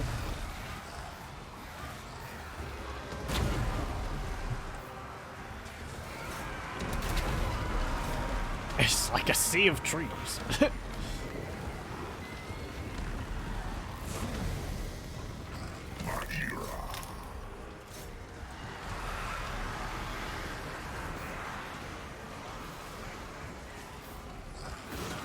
Splat.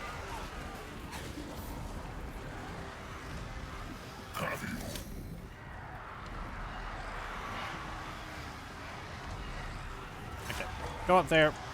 Go up there.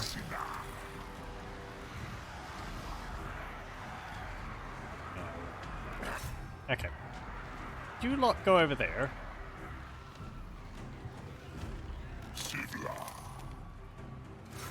You lot charge there.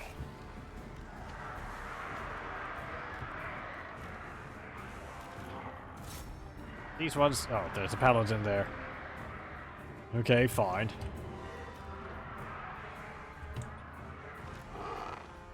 Has everyone fled yet? Oh. There's one unit of men-at-arms over there. Mounted yeomen think they have a chance. Get out of here.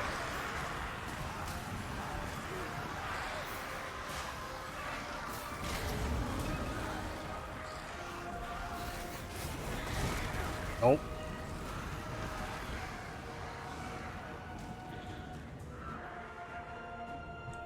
Okay. Come back. Go over there.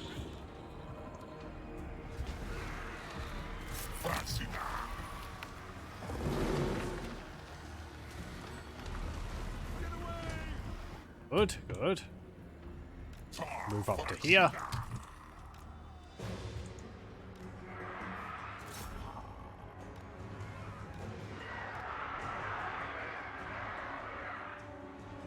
Or mounted yeomen get torn to shreds.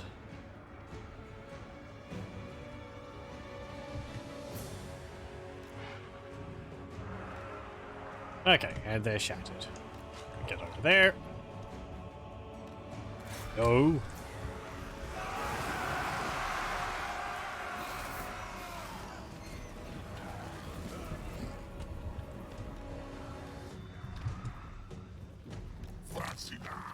And go there.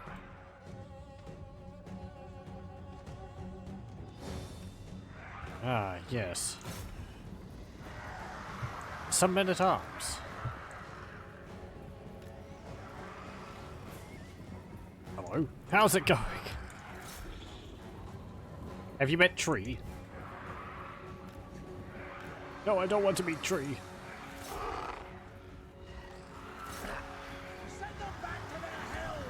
You have to go the other way if you want to do that.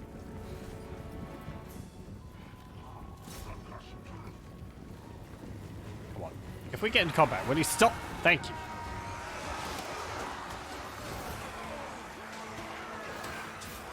So what are our stats for our units at the moment? Let's see. 33, 24. We also have magical attacks on our Dryads. 60 armor, 36 speed. They're not that slow. What's the speed of men-at-arms? 30. So we're a little bit faster. Weapon strength is 34. Charge bonus is 23. And we also have physical resistance of 20%. We do cause fear, and we're immune to psychology, so you don't have to worry about that. Where are we? We're currently tearing apart Parravon. Because our attack against Daith didn't go too well. We lost the first battle, then we won the second one where they tried to defeat us. So we turned around and now we're attacking Parravon.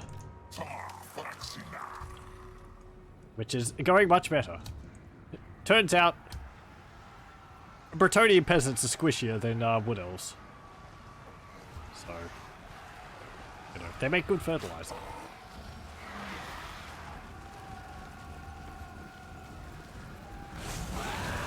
Splat.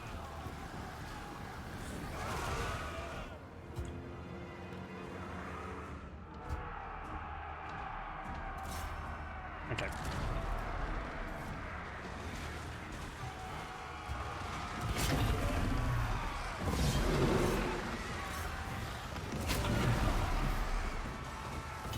Get out of here, you bird things.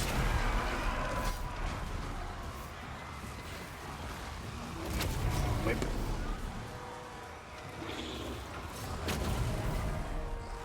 Drycha. Get over here and deal with it. I kind of wish Drycha... What? I wish Drycha with her, like... There we go. With her, sort of... body armor thing from Age of Sigmar was a thing. That model looks really nice. But in this, we just have Drycha in her angry Dryad form.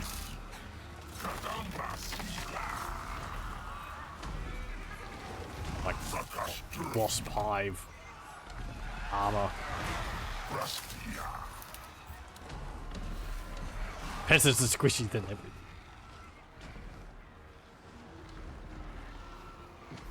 Well, certainly against our Dryads. I mean, the thing is, against the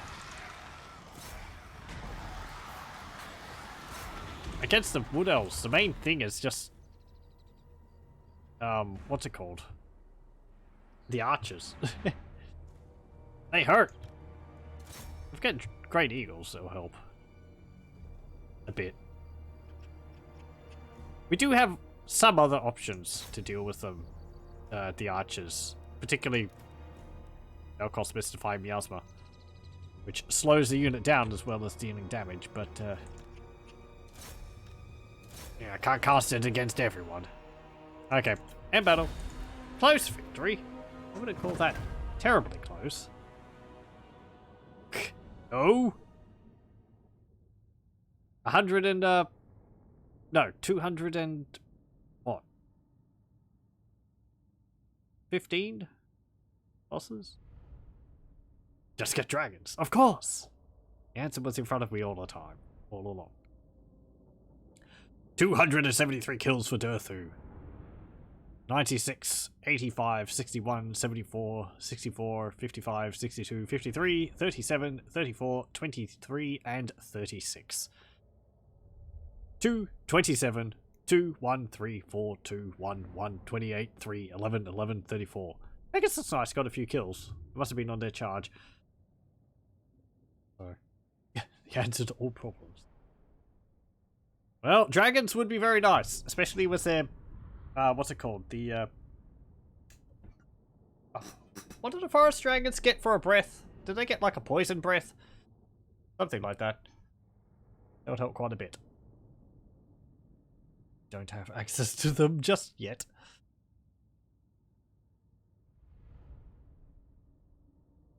I've always got kind of a problem as Athel Loren. Do you want to upgrade the, Tree of Ages, Oak of Ages? But you can't really do because... Rank 5 costs 120 amber, which is a stupid amount. I think the mod makes it cost even more than it normally does, but... I mean, essentially that means you have to carry, like... That means, essentially, 120 amber means that you have to own 120 provinces. Which is... I think most of the, like, it's not most of the map, but it's a good chunk of the map. I don't know how many settlements there are on the map. Not counting their capitals have 2 amber. Sporific breath, right.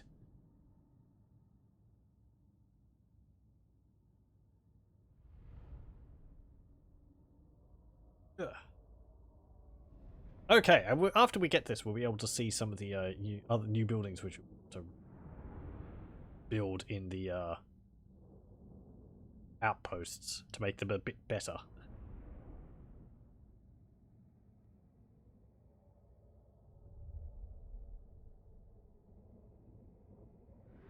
Drycha's army only lost 68. Good.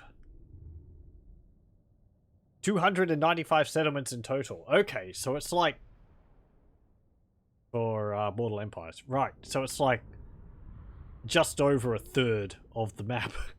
By that point, you don't really need to own... you don't really need to level up the Oak of Ages. Probably not really any major threat against you anyway. Have I mentioned that? I think the Wood Elf campaign have a bit of a redo at some point. Just ally with the dwarves. That is true. I'm thinking. I'm just considering it in the conquest mechanic, in the conquest aspect, right? You have to own that many provinces, but you can get it from a military alliance. That is true. But you know, it's like, I don't know. Just ally with the Empire and watch the amber roll in. Just, I don't know. You want to be the conqueror, not just to sit around benefiting off everyone else. Just ally with the dwarves. Yes, I'm sure Durthu would love that idea. I don't know how Durthu would feel about dwarves. They're not elves.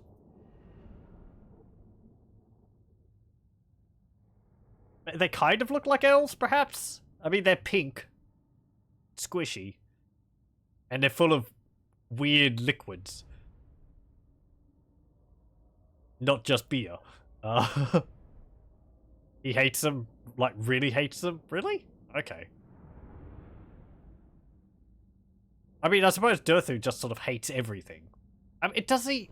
I'm playing it up. He doesn't really hate Woodelves, does he? No, he would, because he'd blame the Woodelves for the diminishment of Athel Loren, I think. But probably not to the degree of dwarves, for what I'm getting? Yates Elsley, yes. Yeah, right.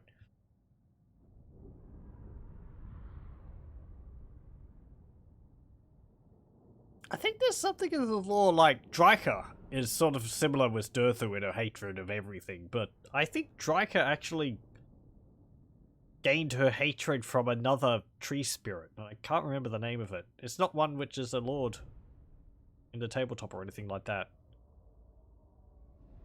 At least that's from what I remember.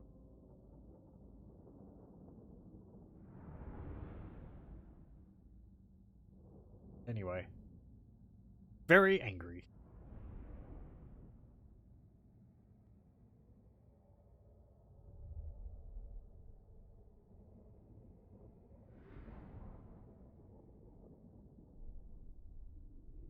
I was saying, I do like those Age of Sigmar. Oh, what are they called? Asuryan? No, is it Asuryan? Just the Wood Elf models. Really neat. They've also got like the Treekin, but the Treekin actually have like, they're like mini Durthus. They have two-handed swords. That's pretty cool. They also have like the mixture of elves and Dryads, which are like Dryads with an elven spirit popping out.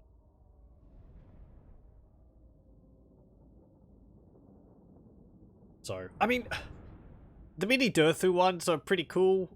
I kind of feel they should be a bit different than just like a humanoid tree spirit with a sword. Like, it's a tree. Perhaps the sword could be like its arm or something. It doesn't have to be like equipped with it. Anyway, we get so much money from raising the settlement. We do that. Old age and treachery will always beat youth and exuberance. 10% speed for all units in the army. And we succeed the mission. We get amber, 2 amber for that. That's permanent.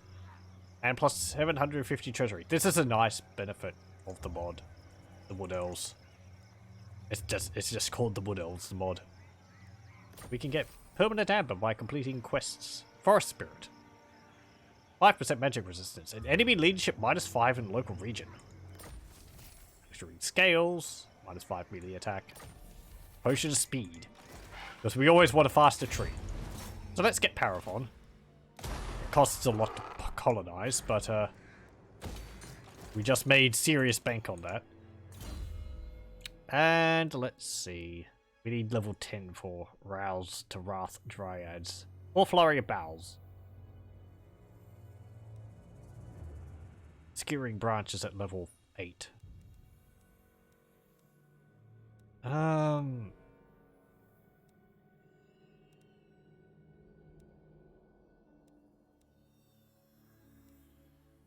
I mean, Piercing Thorns increases melee attack and weapon strength.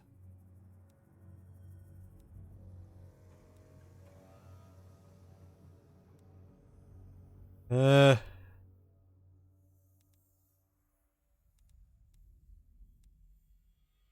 of want to get Growth of the Forest, but the casualty replacement rate plus 5% just get Piercing Thorn.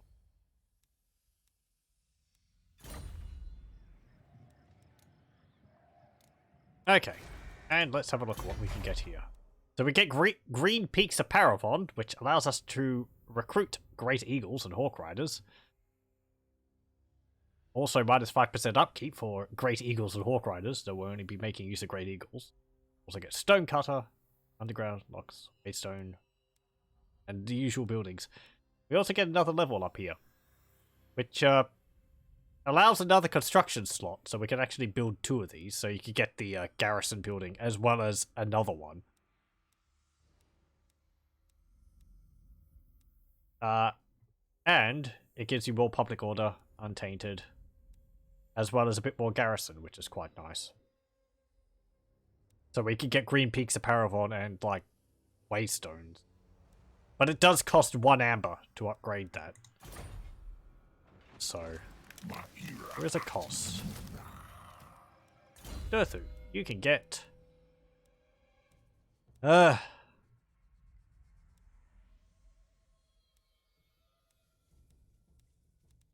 don't know.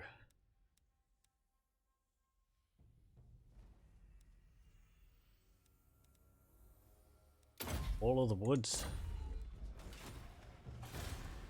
Upgrade. That costs amber as well. Yep. Upgrade to the hollow. And get that. Oh, we can upgrade the Oak of Ages. 5 amber! We'd be actually at an amber deficit there, I think. Oh, no, we wouldn't. -10% upkeep for all units. It does help us a lot. It's just everything costs amber. 20 for this. You inconstant worm. Yes, yes. I'm going to upgrade the Oak of Ages. Let's spend the amber, which we've got. We can get Quenelles. Get a bit more there. What's this? When the elves left Athel Loren, the dwarves moved in and burned everything. That's why he hates them. Okay. Yeah, right. I know very little about the Woodelves lore. They were never a faction which I really played as. I only played against them once. I have a unit of Glade Guard, which I never painted. You know, bits and pieces. Yeah, I never... I do like the look of the High Elf armies. They say white robes and all that, but yeah. It was Skaven for me, so...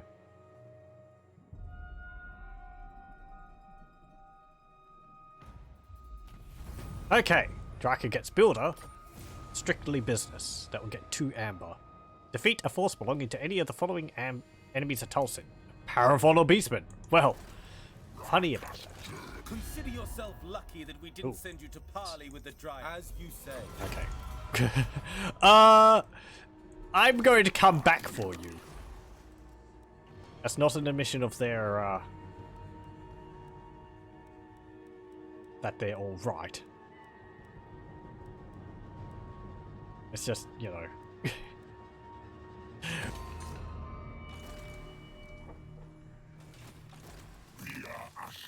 Okay. Move over here. Do we actually get recruitment buildings here? No, you don't. I wish you could, like, I don't know, make a building which made it a bit easier to get units outside of Athel Loren. Because it's like you have to keep coming back here. But that's not... That's not ideal. It's not a plan. Enter.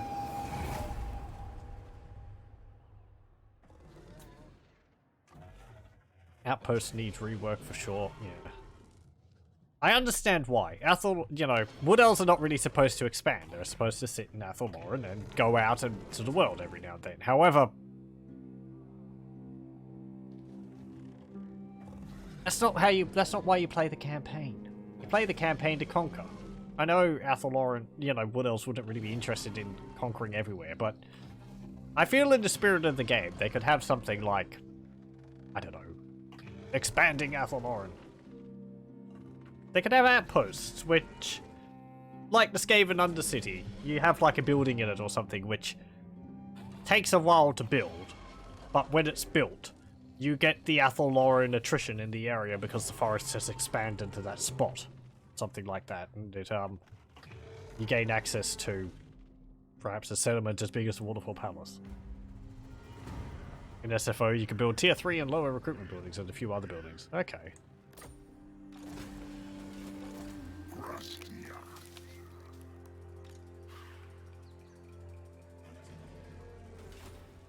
Right, let's go here. Raid. You can go to here.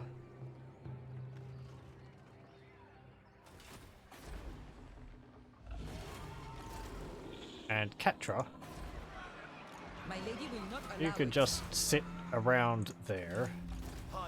You don't have to worry about defending Waterfall Palace because I now have peace with Daith. Even though we lost against him, we did get a useful trait by beating him when he tried to defeat us the second time. Which gave all of our units in our army, I think Drycha's army, a bit more melee defense and armor. I'm really going to have a look at SFO at some point. The only reason I don't is because a lot of the mods I have, I feel... I know there's compatibility mods out in the wazoo for, but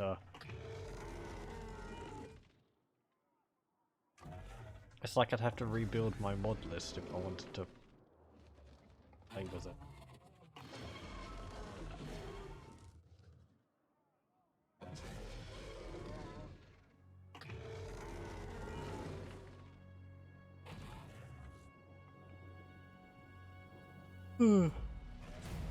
Okay.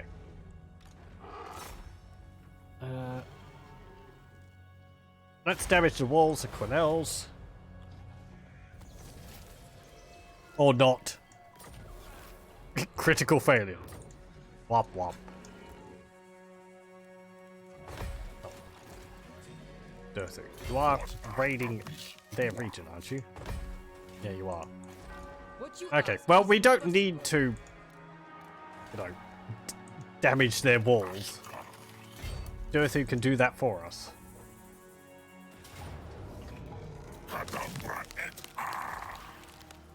So, let's go here. And it is 2 hours and 10, though I think I'll do one more battle, because that battle against Daith was kind of a big bust. So we'll, you know, fight against Quenelles, get rid of them. Then I think we'll call it after this. Ugh. Because this is what we're supposed to be doing.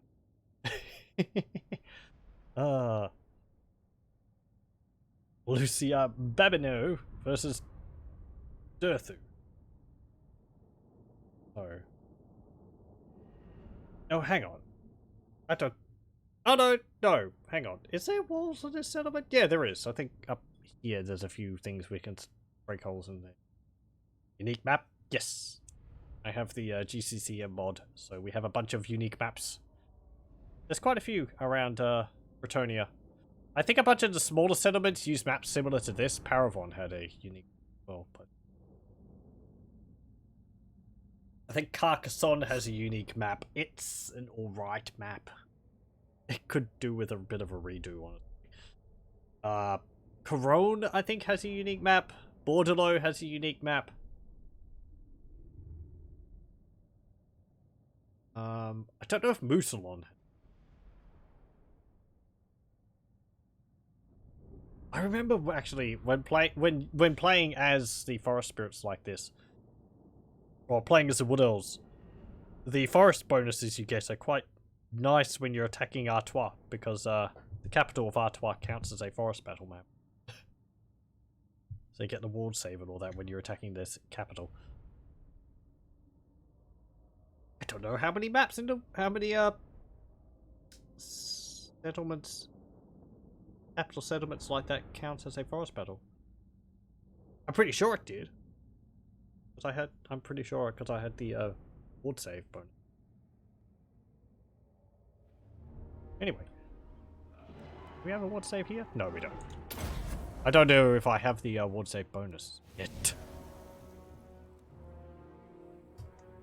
Okay, yeah, we can't break the walls here. They're indestructible. We can break through the gate, though.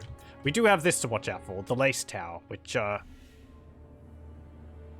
fires rotting carcasses out of it. Ah, yeah, all these walls are indestructible. Well, we're just gonna have to break through the gates, not the walls.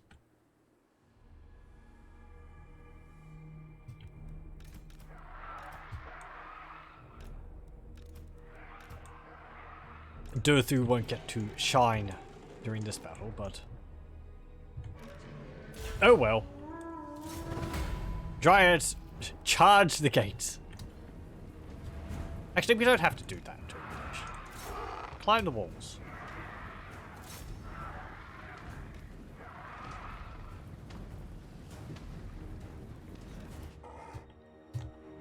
Hey, Drycha. How's it going? Is that your whole army? No, not yet. I'll just wait until they all come onto the field. Good, good. It's good to see Dryads making ladders out of wood. You know.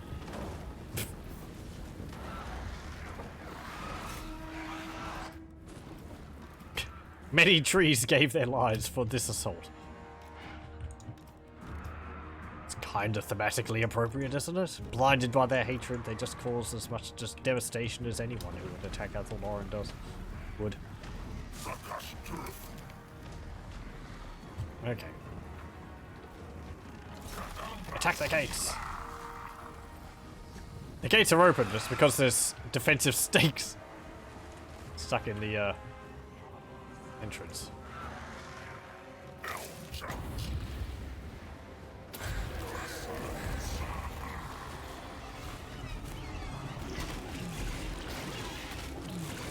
Okay, there they go.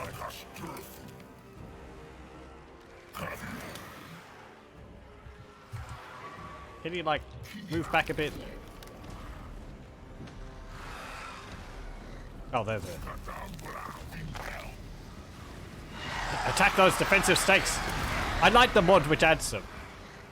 It does cause a bit of a problem when they get summoned on the walls. Not supposed to, but... Right.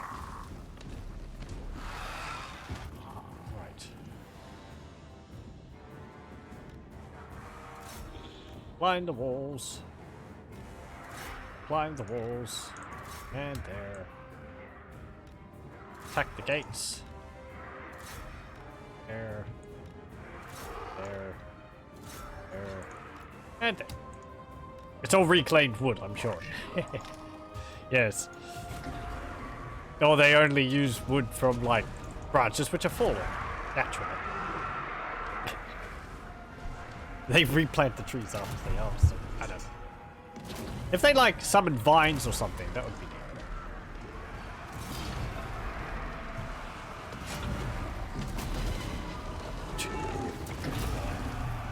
Whatever comes through that gate, you will hold.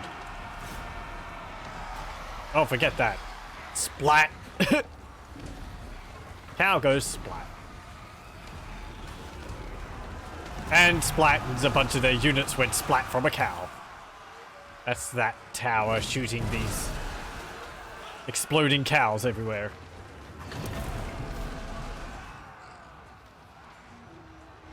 I really don't want you climbing the walls, but oh well. No problem. Once you put ladders down, the AI takes it as like, oh, I can use the walls to... I can use the ladders to climb the walls. Oh, please don't do that.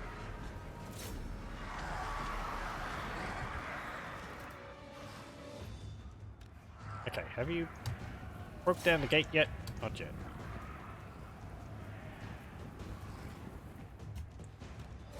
Yeah?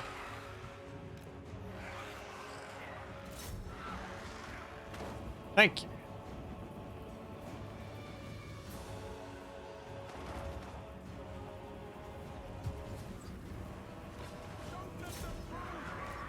Don't let them through.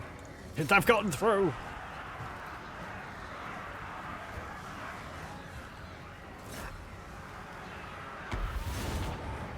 How did they get all the cows up in that town? It's a mystery.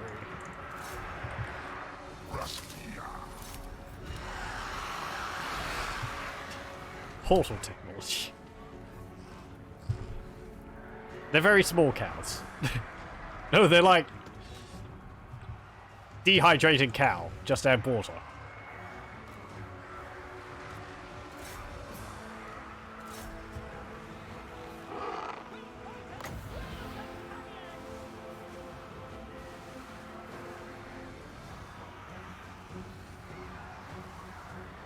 Something, you can lead a cow to water.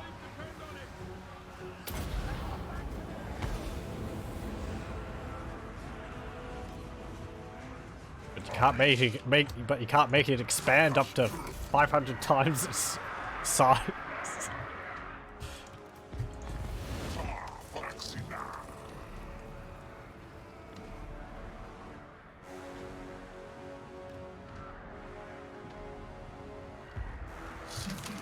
Okay, let's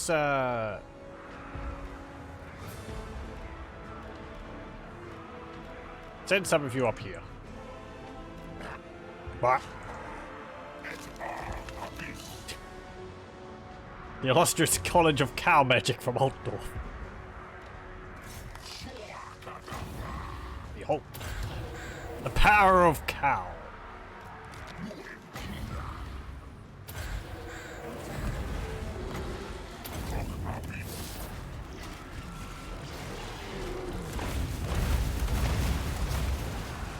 Hey!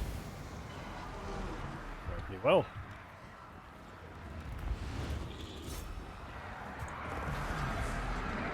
Okay. Go deal with her.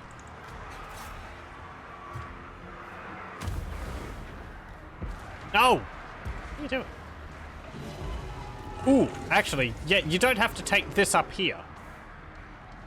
To be able to take the lace tower, you have to own this area here. So we actually own this now. And as you can see, it attacks pretty much over the entirety of this fortress. So now we're launching cows at everyone. Cow magic is ours.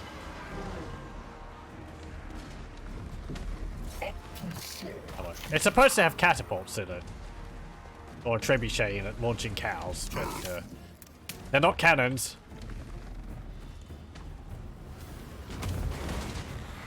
Stop that!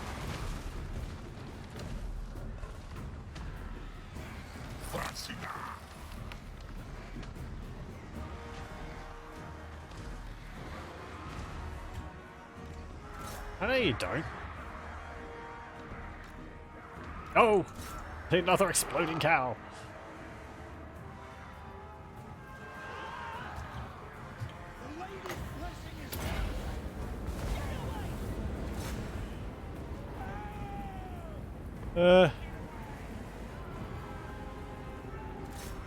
Yeah, can you like put a cow right here?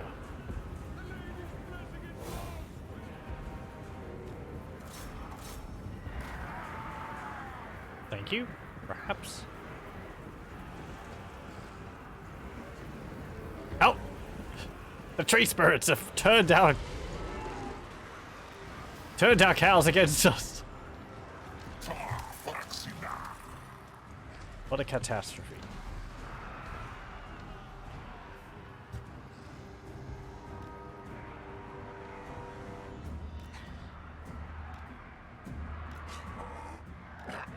Bah.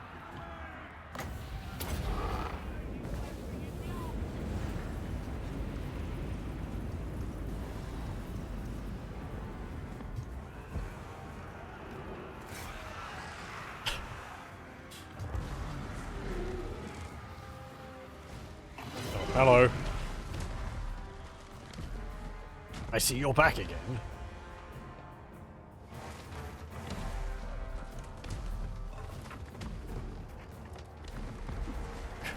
Run as fast as you can. Or perhaps run a little slower. Durthu's kind of slow.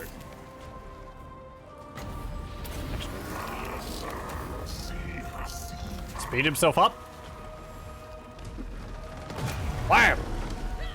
Ooh.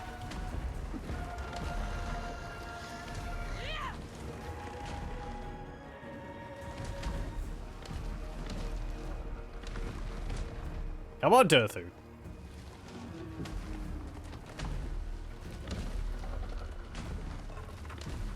Don't run out. No, not yet.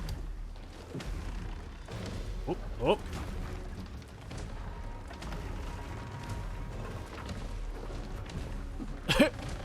She's right on her heels.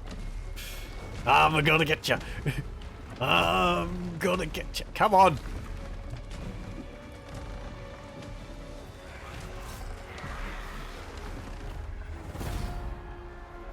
There you go.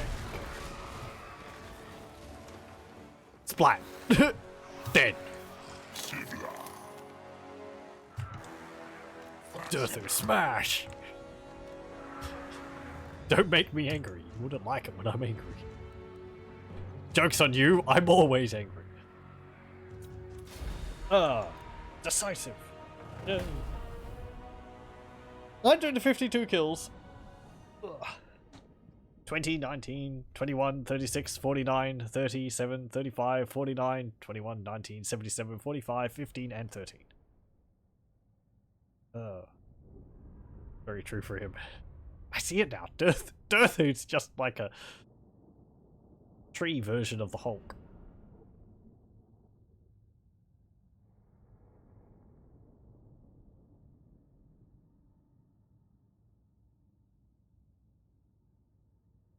All he needs now is to like, get bigger and stronger the more angry he is.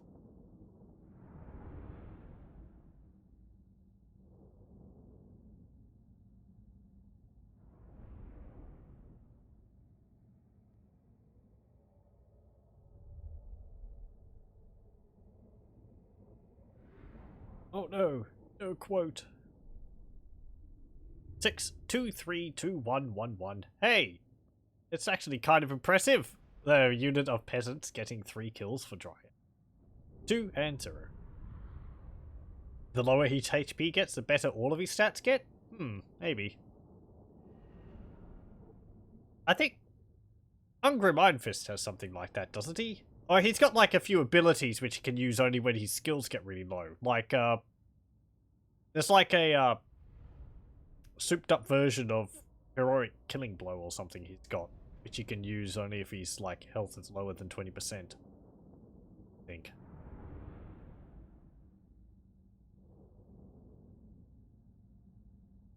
Honestly, I don't I think I always go for the other one, which is active if his health gets lower than 50% or something, because you're going to use it more often, is my reasoning. Because I tend to feel if Ungrim's health gets below 20%, then things are probably far worse in the battle. That, it's not going to be that much of a benefit, because the rest of the army is most likely fled by that point. Because he's unbreakable anyway. Though, if you had an army predominantly of Slayers... Slayers would probably get killed before Ungrim would anyway. I don't know, I haven't played as Ungrim that much. Armies of Slayers sounds neat, but then... Slayer Doomstacks. Yeah, it's...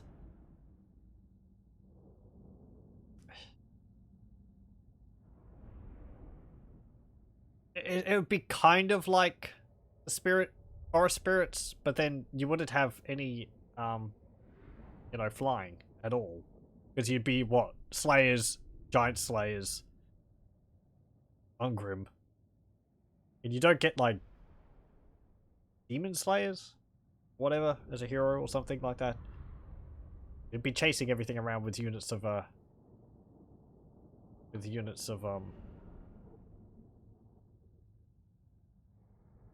slow dwarves.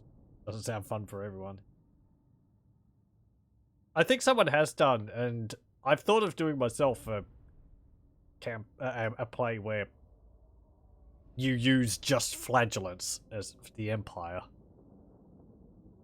Just sort of endless waves of unbreakable units, but start as Volkmar to get the bonuses for them. The thing is that they're more expensive than swordsmen and all that, so it's difficult to get full stacks of them. It works more, I think, against the Empire, just because you've just got, like, swordsmen and all that to deal with, so... Unless you're Volkmar, it's not worth it, yeah.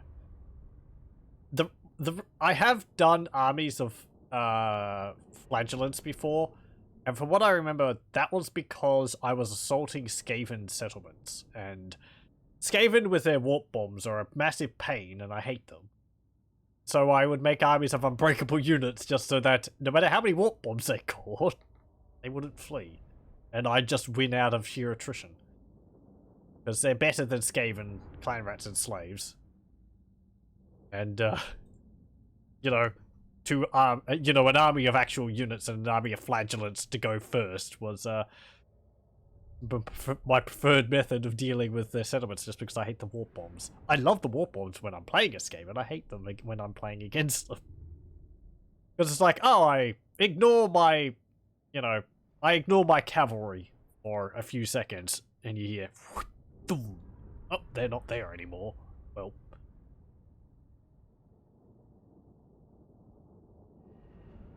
Anyway.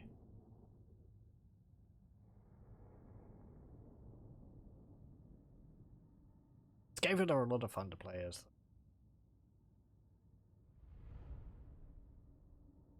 Oh, you have artillery? Nope, warp bomb. Because you're like, I think they just used a warp bomb, so I think it would be still on cooldown. Yeah, now it's off cooldown. Bam.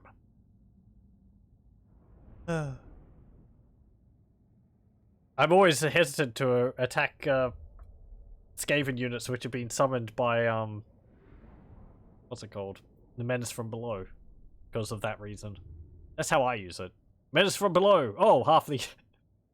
a quarter of the enemy's army turns around to attack the one unit. Fool to... More fool you. Bam. Punched up at the gate? Nope, warp bomb. Yeah, exactly. Or on the walls. It can be used on walls too, so... You put your great swords onto the walls first, or your best units to be able to get a strength on, to be able to get an early, you know, success on the walls. Nope.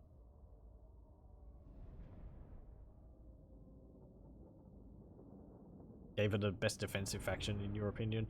They certainly have a lot of options. Warp bombs, Icket Claw even more.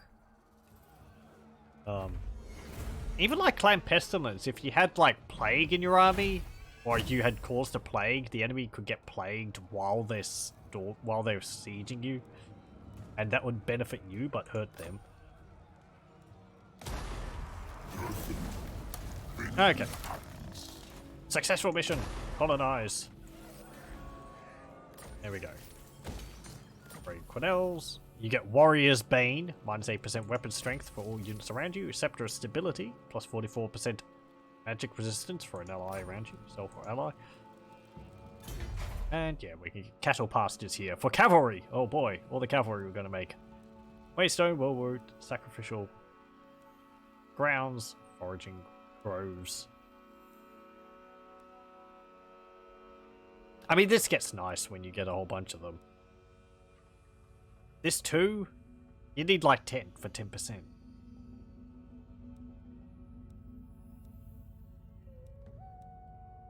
They're powerful. If you get large, you know, large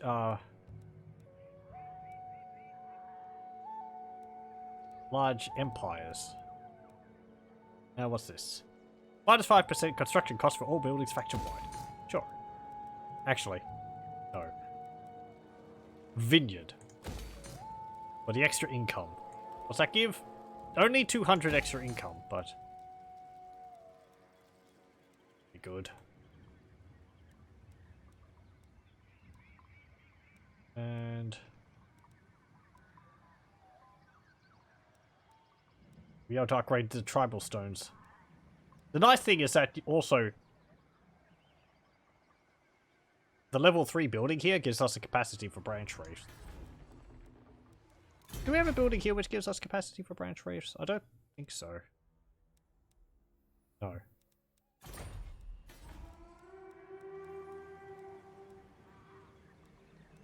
I wish these gave a bonus other than just unlocking units.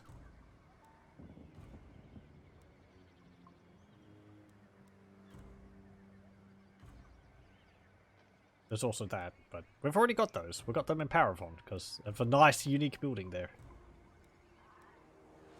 I mean, look, plus 30% melee defense. Don't really garrison, do we?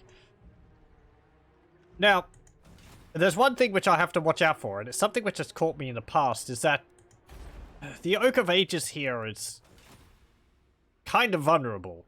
Even though it's surrounded by these allies, I've had, like, Morgur march up, go into Athel Loren, and siege and destroy the Oak of Ages, and these guys have done nothing. So, we have to, like, be careful about suddenly beastmen. Because that hurts, if that happens.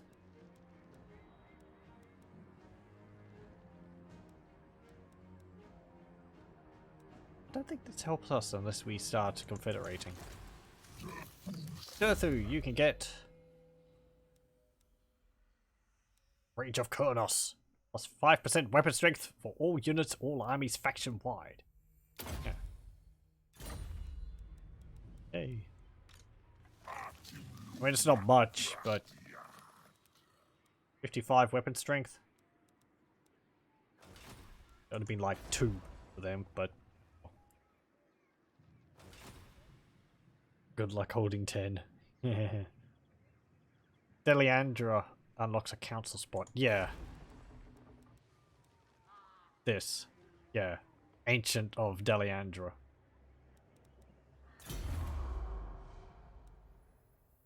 Untainted plus 10. And enables trade with non-Woodelf factions. Ancient of Frelock would be nice. Juthandor. Plus 10% research rate. This can give us plus 3 more Branchwraiths. Oh, the Eldest of Ancients. Leadership plus 10 when fighting against dwarves. How about that? But there you go. It actually represents Durthu's rage against dwarves. But yeah, those are unique buildings which we only get in the other Athel Loren settlements. I think it's actually different from Orion's. Orion's got ones like something which I've never used, which is the Call of the Hunt or the Wild Hunt ability, where I think it's like you get a target and you get bonuses for like attacking it or something like that.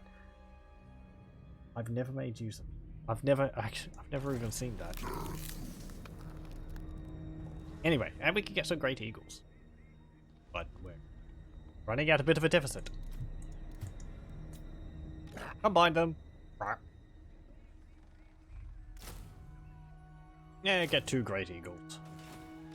There we go. And we'll end turn and we'll probably call it there for tonight for this. It started off a bit scary. However, I think we're in a stronger position even though it was unsuccessful, our attack against Daith, because we got a trait from beating him.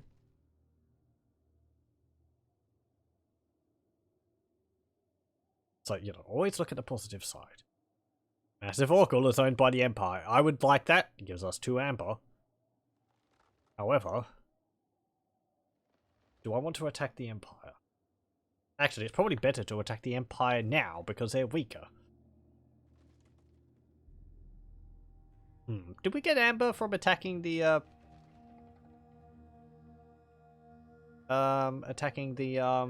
forts? I don't know.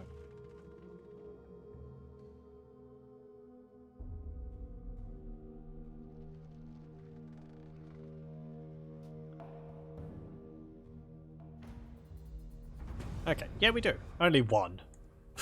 Okay. Yeah, I mean, we could easily take Massive Oracle.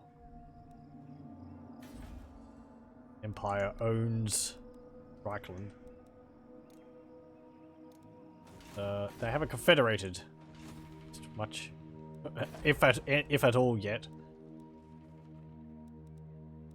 What have we got here? Big peaks of Parravon. We'll get Waystone for the increased casualty replenishment rate. Right, and we'll save it here. So, 20 turns in, and we've taken Parravon and Woodelves. I'm not sure what next. We can take Castle Carcassonne. Rion. I've taken all of Bretonnia before. As Woodelves. Problem is that by that point the Empire would have been expanded, so to deal with them, I don't know. It's sort of either or. We don't have to worry about colonization, you know, areas which are colonizable. The way I did this also, if I confederated the other Woodelf factions, I just got rid of any of the elf units in their armies, except for the lords. Would turn them towards forest spirits. It's a bit harder for them because they don't get the cost reduction. The Dryads are costing us 72 in Drycha's army, 99 in Durthu's. So they're kind of expensive. Proud son of Athel Loren. How much do the 128? But that's increase?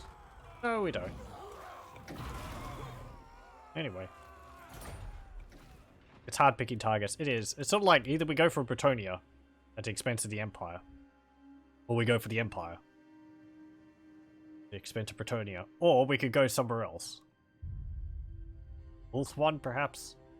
There's a unique settlement in Gain Vale for us, I think. I think it counts as a magical forest. Or does it? I mean, I think it's a magical forest. Is there a unique building there? Does it count as a settlement from Athel Loren, or does it just act as a outpost? There's also up here. Where is it? Laurelon Forest. And then down here. So much choice. Anyway. Hunt for the Sword of Cain. Yeah. Would help Durthu quite a bit. Just make him even angrier.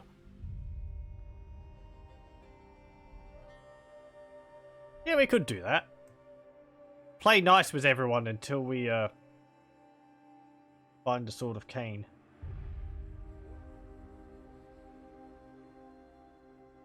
And take over Ulf.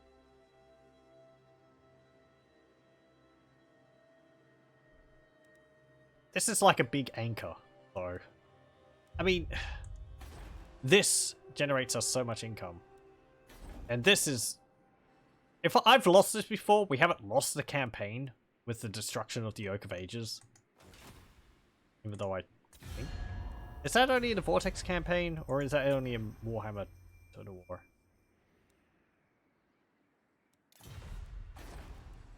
Whatever. Anyway. Maybe we'll go for the Sword of Cain.